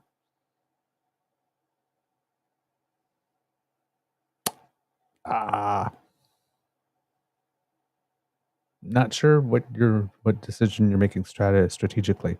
And Mr. Jim says gangs aren't affected by gun bans. Well, no, because gangs will do what they want. Right. Yeah, exactly. They're gangs. They're not particularly inclined to follow the law in the first place. Not the letter, not the spirit, not anything that has to do with any of it. That's kind of why we call them gangs. Right. So yeah, it could be an action for action's sake type of law. We're passing an assault rifle ban. Okay, well, nobody who wants one's going to want one more now, and those who have them, I mean, there's going to be probably a small percentage of people who like them for whatever purpose that they use them and do use them responsibly and not, and they will be negatively affected by this. And then the people that don't particularly care about laws in the first place are, I mean, it's not like the law doesn't apply to them. There'll probably be stricter penalty if they get caught or something, but it would have to be one heck of a penalty to be some type of incentive to behave differently, which we tend not to do here. Make the disincentivizing enough. Let's put it that way. So yeah. On the housing side, David Eby came up with some elements of his plan that he says he will build 25,000 middle class. He will build housing for 25,000 middle class families on top of building 300,000 homes, taking action against speculators, breaking down barriers to construction and protecting renters. I'm not sure if there was anything much more than that. Other than I see another post here that says the government would finance 40% of the purchase price for new home buyers. So that's the plan that would affect the 25,000 homes over 5 years at a cost of $1.29 billion per year. It says here, when a buyer sells their home, the 40% provincial contribution is repaid, plus the government gets 40% of the appreciation in the value of the home. So that fund can probably grow in that way. And if the fund grows faster than the market does, well, then over time, that type of fund could help a greater number of people. People are wondering if the federal government hasn't already tried this in 2019. And the program failed from lack of interest because the homeowners weren't keen on joint ownership with the government. I'm not, to be totally honest, I'm not as familiar with how that plan was put in place in 2019, although I do know that the program was indeed put in, and I'm not familiar enough with the program offered by BC and this one to be able to compare them to see if they are the same thing. If it's just a similar idea or if they actually are like similar things in terms of execution or whatnot. Because you can have a program that's a good idea, it was just poorly implemented, and that's why there was no interest. Right. So the idea itself might be good, but with a different implementation process might have a better chance of working. I can't comment on the quality of the criticism in this case. I can just tell you that there is some. I must plead ignorance on that. So that's about what's going on in BC. And for those of you who are interested in BC politics in particular, I believe on Wednesday morning we will be airing a special True North Eager Beaver interview project episode with our friend Tim Krutzman. If you've been with us a while, you've seen him before. He's a teacher in British Columbia who's just very, very engaged and knows a lot about he's history absolutely and delightful politics. Yeah, he's a great guy. Often has a good quote or an anecdote or something to come and illustrate or punctuate the point that he is making. So we will have that. So it'll be an issue specifically on politics in British Columbia. And on tomorrow's show, we will have our friend DK Gray, if you follow him on the Twitter, as I do. Dave Gray. And here's a tweet from him from yesterday, which I think is pretty interesting because he's in Alberta, and we talk Alberta tomorrow and BC on Wednesday. But he says, in light of HPV vaccines totally eliminating cervical cancers in Scottish women, are Alberta Catholics still fighting against vaccinations? Have they instead asked the Lord why he made their brains so smooth and useless? God gave us science. Preachers seem to hate that. Look, he already gave you snazzy clothes and super high ceilings. So what he's talking about here is research has come to light that the HPV vaccines that they've been using for a number of years, has been on the market for a while. And in Scotland, they discovered that the cervical cancer rates have dropped to nil.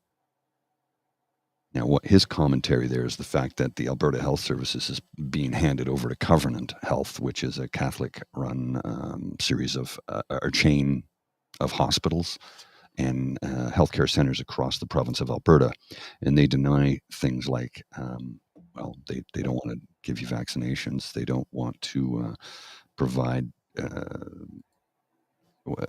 IVF, I believe.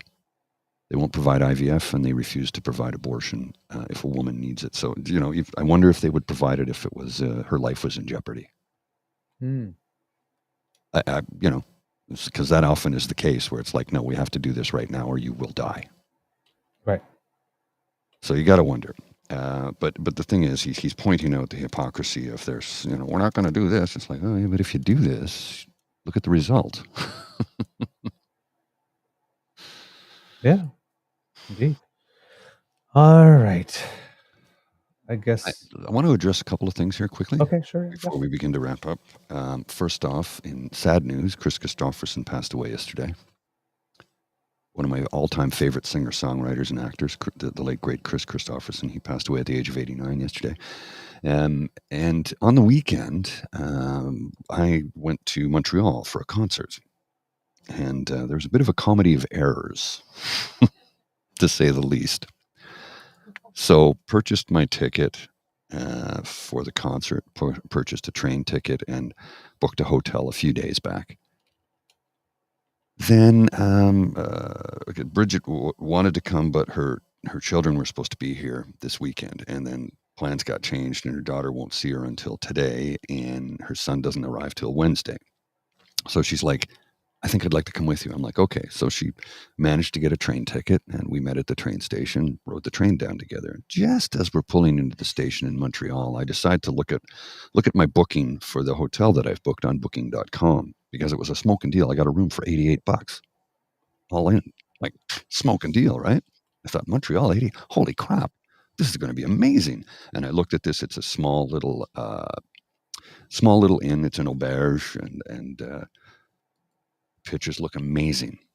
And I'm scrolling down. I get to the very bottom, and the last line says, a bed in a dorm room for 6 women. I went, what? I'm like, that can't be right. My photo is of this face, black shadow and a hat on. My photo on the app, and my name is Paul Atkinson. Look at this, and I'm like, that's not right. And I hand my phone to Bridget, and she looks at it, and she starts chuckling, and then she's like, oh, wait a minute, that's a problem. I'm like, yeah. So she calls them, and they're like, yeah, there's nothing we can do. Well, so what if we show up? Well, we wouldn't let you in. Well, yeah. So I immediately canceled it, and then was in a mad scramble to find a hotel in Montreal as we were arriving. And I did find a few rooms, but they were all in the $500 and up range, which I'm sorry, not happening.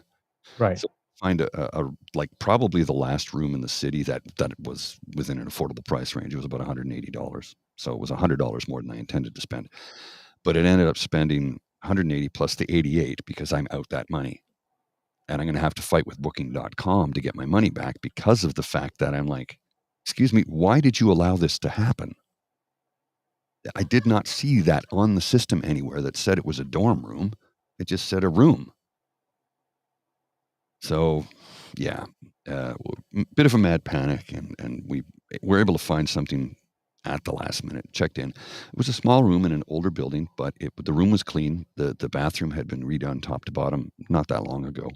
The bed was comfortable. It was a tiny room, but we got a good night's sleep after the concert. We had gone down to see Extreme with special guest Living Color.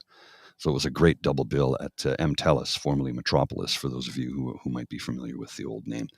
And met up with some friends. We were on the floor really close and had a great time. It was a good weekend, but let's just say when we landed in Montreal, we took the train, but landed in Montreal, there was some complication.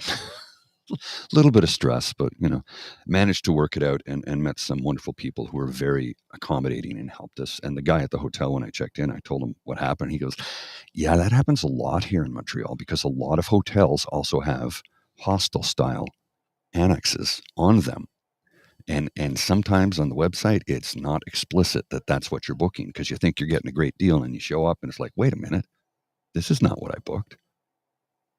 So yeah, that was a bit of a complication to the weekend, to say the least. But like I said, we did meet some wonderful people. I'd like to give a special shout out to the attendant Fanny at Via Rail here in Ottawa at the Ottawa station, who was able to get Bridget a ticket at the last minute and actually booked us to seat together there and back. And we were on the same train there and the same train back. So it all worked out well in the end. But it was some efforts of some really good people who did a lot of work to help us out. And the guy at the hotel was really super accommodating. And he kept apologizing. He goes, the room is really small. I'm really sorry. If you come and stay with us again, I'll put you in the biggest room next time. I'm like, dude, we got the last room in the city. I'm happy to have a place.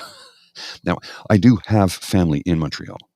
So if I had been super stuck, we could have done that. But they live, so the concert M. Telus is on St. Catherine Street. So it's right downtown.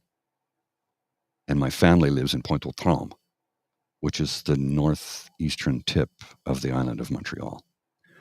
So that is about a 40-minute drive, which would be a very expensive Uber ride back and forth. So, you start doing the math and the inconvenience of it. It's like, just get the room downtown.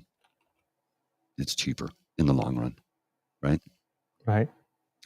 So anyway, yeah, a good weekend in the end, but a little bit of complications there. Okay. And then the last thing is the Foreign Interference Commission. Okay. Well, no, I'm not diving into it. I just wanted to make a comment that it's ongoing, and the stream should be online. I'm going to put the link in the chat here for those of you who would like to watch it later. That's all. That's all I wanted to say. Okay. Cool. The one thing that we do have to talk about, because like I said, there was it was relatively slow news for Canada, but internationally, big news.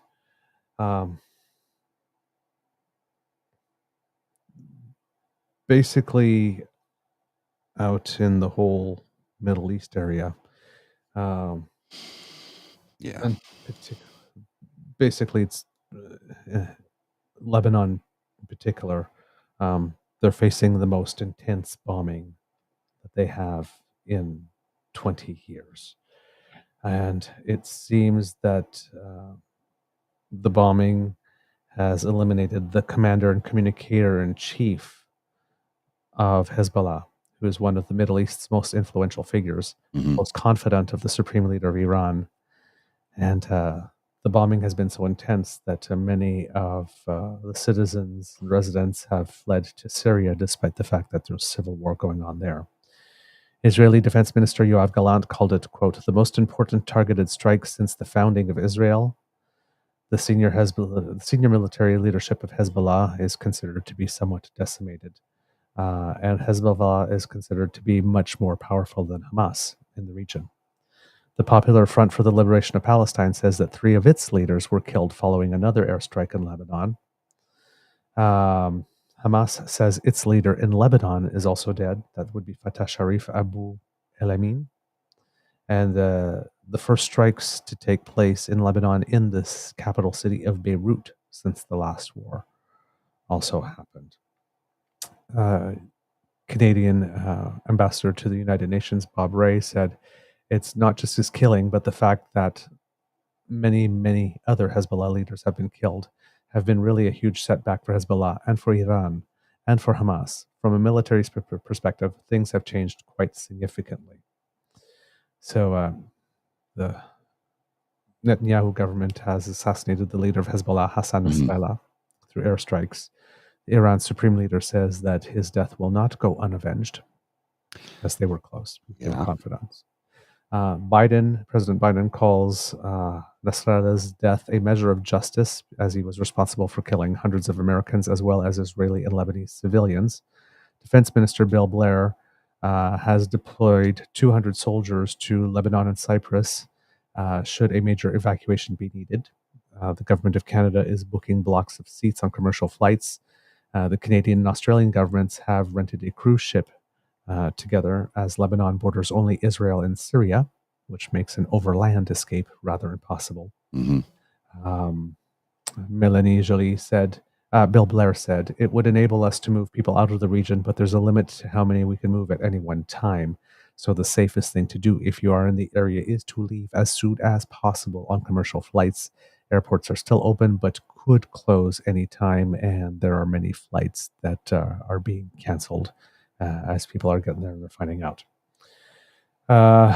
Netanyahu says that the assassination was necessary and a historic signals a historic turning point. Many Lebanese will not be sad that Hassan is dead, but he was an important and revered figure for many Shia Muslims. He turned the Iran-backed Party of God into a state within a state in Lebanon, and its militia is more powerful than Lebanon's own national army. Lebanon's politics have been divided along sectarian lines since the 1940s and was further entrenched during the country's long civil war from 1975 to 1990. So those bombs that fell in Beirut have been the first ones since at least 1990. The Lebanese Health Ministry says that greater than 1,000 people have been killed by Israel attacks in the last 2 weeks, among them 2 Lebanese Canadians from Ottawa. Canada's ambassador to Lebanon, Stephanie McCollum, says the embassy in Beirut remains open and is helping Canadians who want to leave. Quote, if you are in Lebanon, leave now. Do not put yourself in an emergency situation where you would require our assistance. Government evacuations are an option of last resort. There are an estimated 40,000 Canadians in Lebanon, but only half of them have registered with the embassy. McCollum says that those who are not able or willing to leave should prepare to take shelter in place for long periods of time and stock up on emergency supplies, medication, food, and water.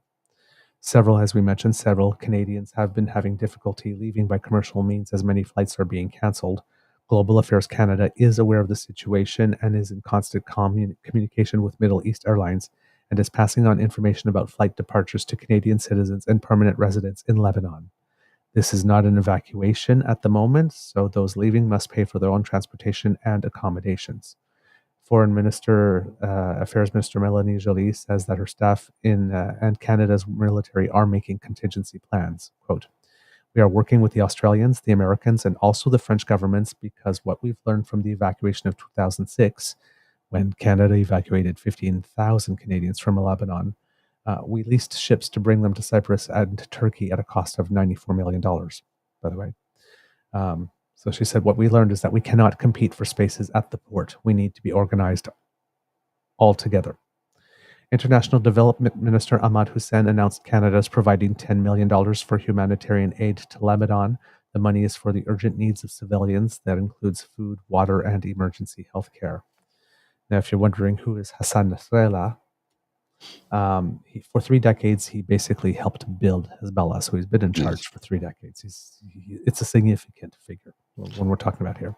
But this is a mistake by Nasrallah because of the fact that even though this was a bad man who did Netanyahu, sorry, okay. Netanyahu, my apologies, because even though this is a bad man who did bad things, over the last number of years, he had become very much a reductionist, if you will. I'm looking for a better term. That's not the correct term, but he was less radical, number one, and number two, he was kind of like, let's just let sleeping dogs lie. Okay. I'm not giving this man any sort of praise, but this is what I've been told by people who are in the know, who work in this field, who have said, this is not good because Hezbollah had nothing to do with the Hamas attack. Right. Because the last time Hezbollah attacked, Israel responded 50-fold, and Hezbollah went, oh, I didn't know it was going to be like that. We're just going to leave. We're just going to leave things be. They've been staying out of this. So what Netanyahu has done is stepped in it. We're going to have a full-scale war in the Middle East. Yep. It's almost Netanyahu just trying to stay out of jail because once his term is up, he's going to prison. I think he's really trying to provoke Iran to get into it because that way he can get full commitment from the United States at that point. I think that's part of his plan. Yes. Yeah. But Yemen is also in it now too. Yep. Yeah. And Lebanon's caught in the crossfire. Yeah, and that can affect the Strait of Hormuz and a whole bunch of shipping routes now, and that'll raise the costs of a lot if that happens, because all the shipping will have to go around the world under the Cape of Good Hope to get around. Yeah, this is all just bad for everyone globally. For everyone. Globally. Yeah. Like when the war started in Ukraine, when Russia illegally invaded a sovereign nation and declared war, we said at the time, this is going to affect us globally because of the fact that they're the breadbasket for Europe. And not just Europe, but also the breadbasket for many African nations. Most of the grain in Lebanon comes from Ukraine. Mm-hmm. Those shipments have restarted, thankfully, but it was touch and go there for a while. Yep. So Hassan Nasrallah, for 3 decades, helped build Hezbollah. His death is a major blow for the group, which is considered a terrorist organization by the Canadian government. Oh, yes. I'm not questioning that. That's not up for debate. Yep. Yeah. Lebanon's prime minister called for a minute of silence to honor him, then declared 3 days of national mourning. Iran is Hezbollah's largest international backer, and it declared 5 days of national mourning. The supreme leader says that, as I mentioned before, Nasrallah's death will not go unavenged. Nasrallah joined the group in its infancy back in the 80s and became leader in 1992. He grew the organization not only in terms of military strength, but as a provider of social services to the people following the Israeli occupation. So Hezbollah has a militant military and has a political wing, which is what makes it harder to sort of get rid of or to destroy, because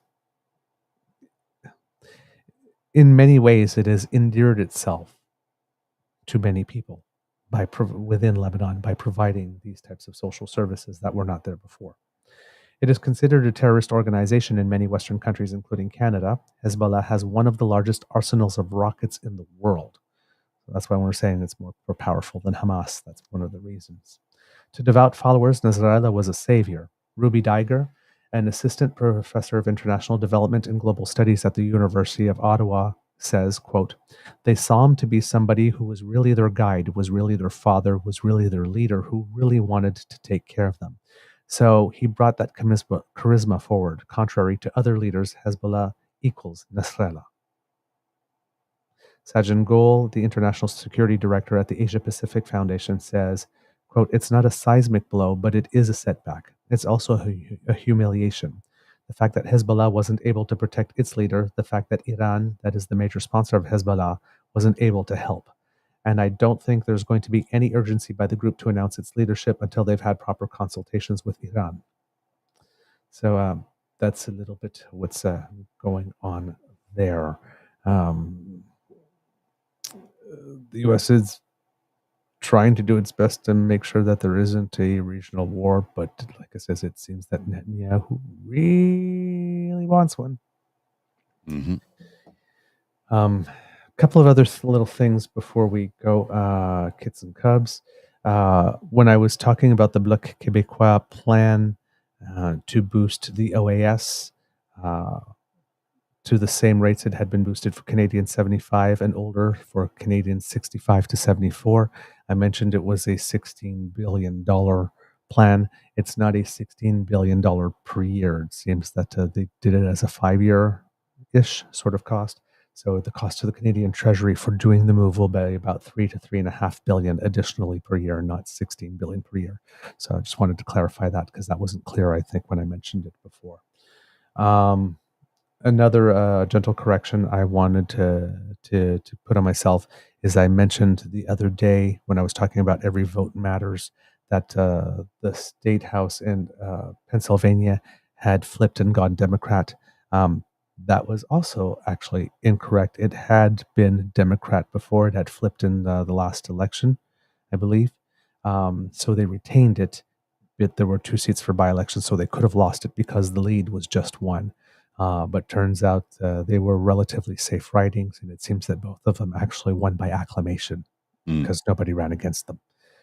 So when I was reading it at first, it seemed that there was a real chance that it could flip back. And as I found out more, I was like, oh no, it had been like that, and it's basically status quo. So it wasn't a flip. As Mr. Grizzly mentioned, Chris Christopherson, legendary country singer, passed away. A lot of people might not know this about him, but he was also a Rhodes Scholar. Yes, I did. Went to Oxford. A former soldier. He won 3 Grammys. Was he a Green Beret or a Ranger? I can't remember. A Ranger, I believe. Right. If I'm not mistaken, if I remember correctly what I read, he was a Ranger.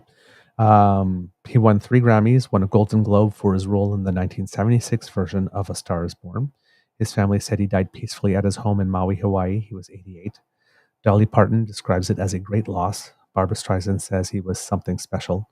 And some people might not know that, but before he became a star himself as a singer, he wrote songs for other people. So some songs that he wrote that you might not know have been written by him are Help Me Make It Through the Night.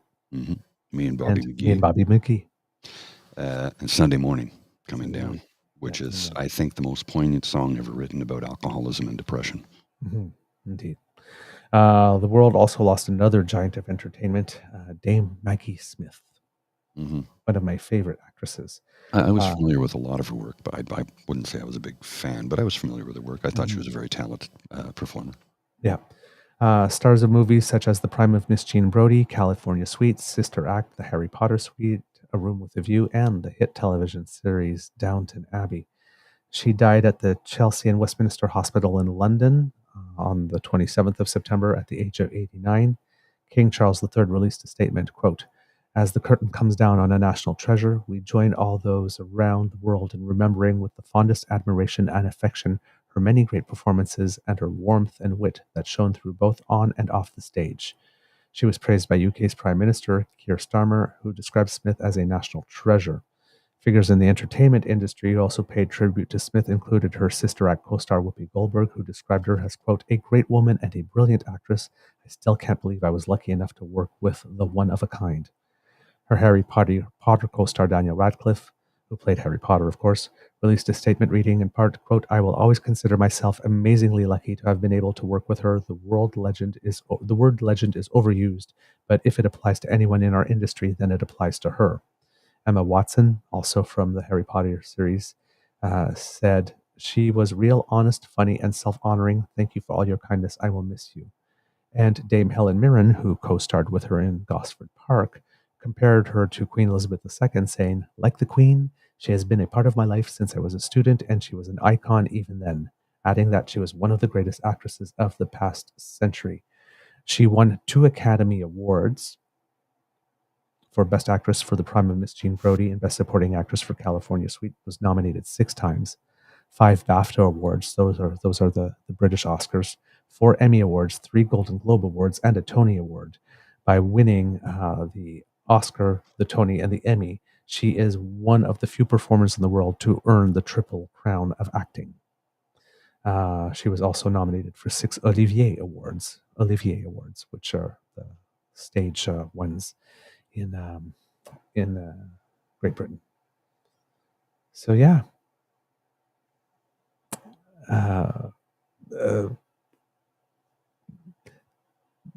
famous through, the prime of Miss Jean Brodie was 1970, right? Her first Oscar. We're 2024, so a long career, and like I said, very, very respected, and she could do it all. Right, she could do she was an actress. She appeared on Stratford stage. It's claimed that she actually saved Stratford the couple of seasons that she did there. She's respected Shakespearean actress, but like I said, was able to do comedy. There are clips going around with her on the Carol Burnett show, teaching Carol Burnett how to do a Cockney accent, and she's utterly delightful. She's just utterly delightful. 2 other little things. It's funny because it didn't make as much news as you'd think it would. But Francis Fox, former senator and cabinet minister, passed away at the age of 84. This was from CBC on the 25th. He was a former senator and cabinet minister in Trudeau, the father's government. Prime Minister Justin Trudeau says in a statement announcing the death that Fox was a lawyer who was first elected as a member of parliament in Quebec in 1972, served under his father as Solicitor General, Minister of Communications, and Secretary of State for Canada. He was forced to temporarily resign from cabinet in 1978 after acknowledging in public that he had forged the signature of his girlfriend's husband on a hospital form so she could get an abortion. There's a little bit of history Yeah. for you. Trudeau says Fox's contribution in 12 years serving Parliament included introducing the Landmark Access to Information Act and overseeing the creation of Telefilm Canada. That alone is a legacy. Yeah, no kidding. Fox was appointed to the Senate in 2005 and resigned on December 2nd, 2011, his 76th birthday, citing personal and family reasons for leaving 3 years before the end of his term. Quote, Francis left an indelible mark on Canadian politics, Trudeau said in the statement.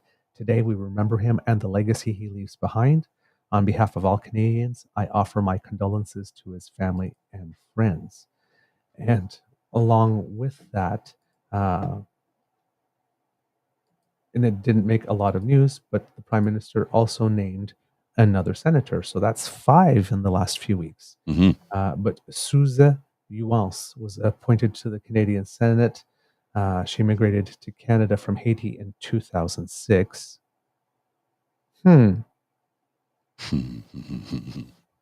It's amazing how he sometimes does this really subtly, doesn't he? Considering everything that's going on in the United States right now. Hey, there's a Senate seat open for Quebec. Why not name a Haitian immigrant? Well, I think it's appropriate.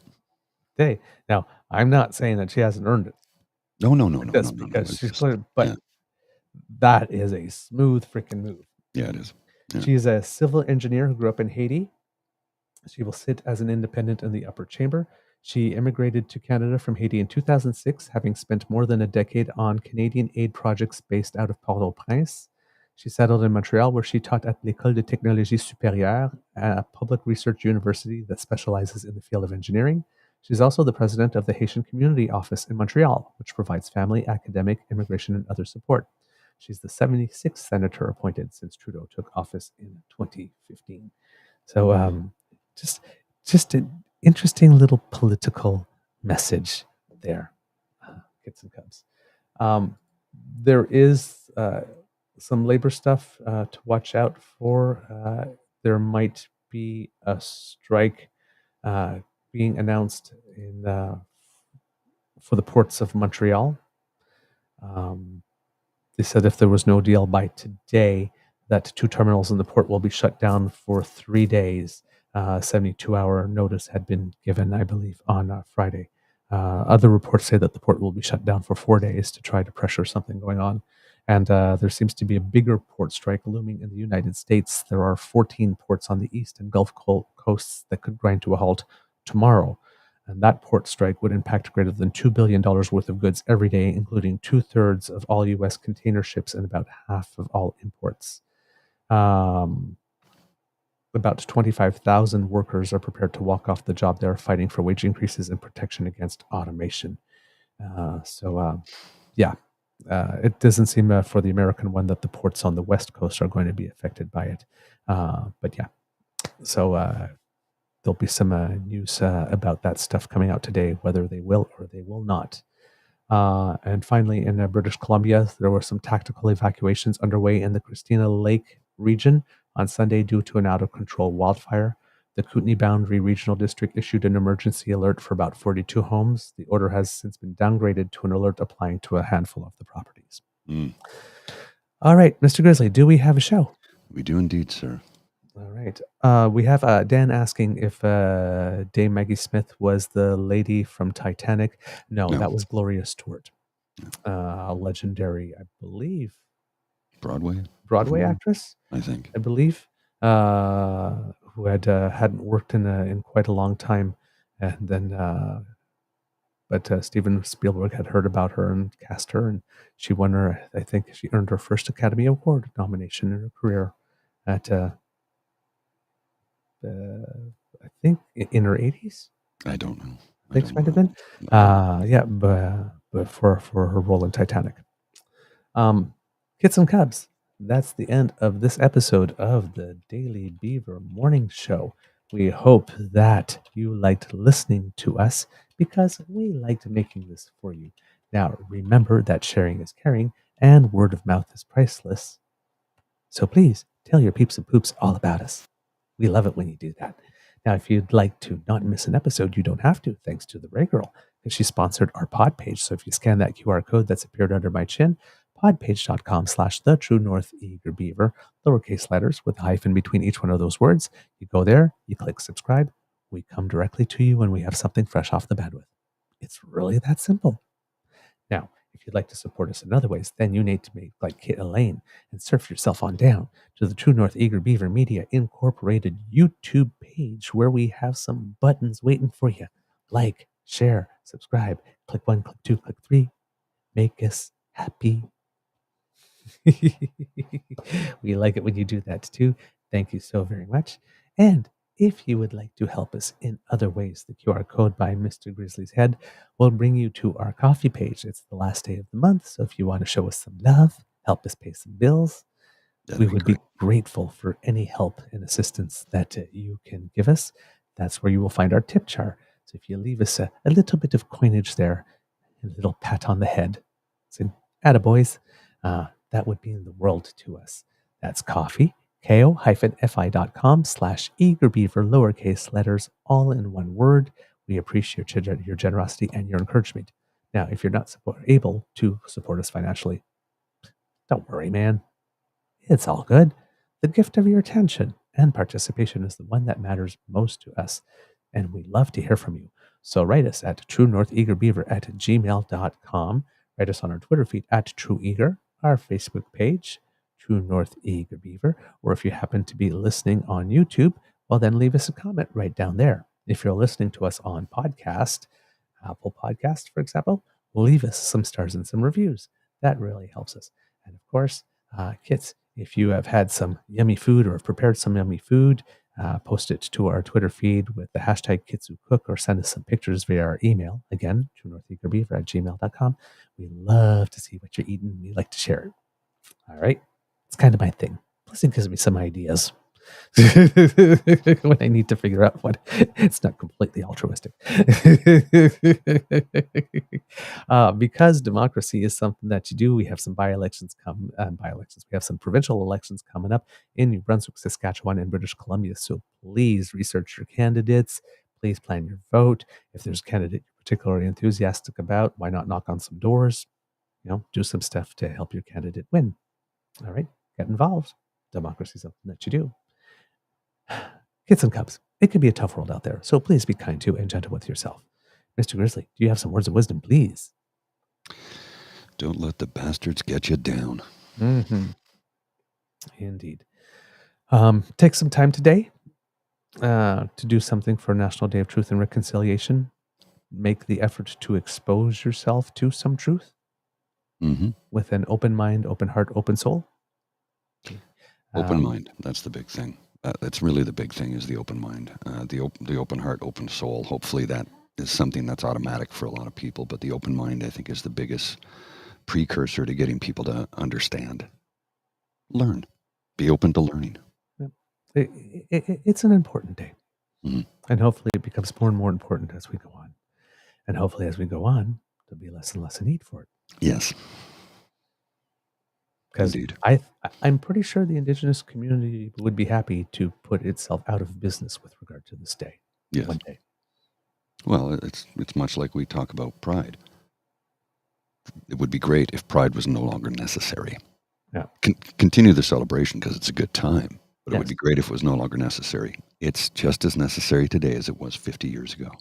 It would be nice if we got to a place of National Day of celebration of being truthful and reconciled. Yes. Maybe that day will come. Somehow I doubt it'll happen in our lifetime, but I can be hopeful.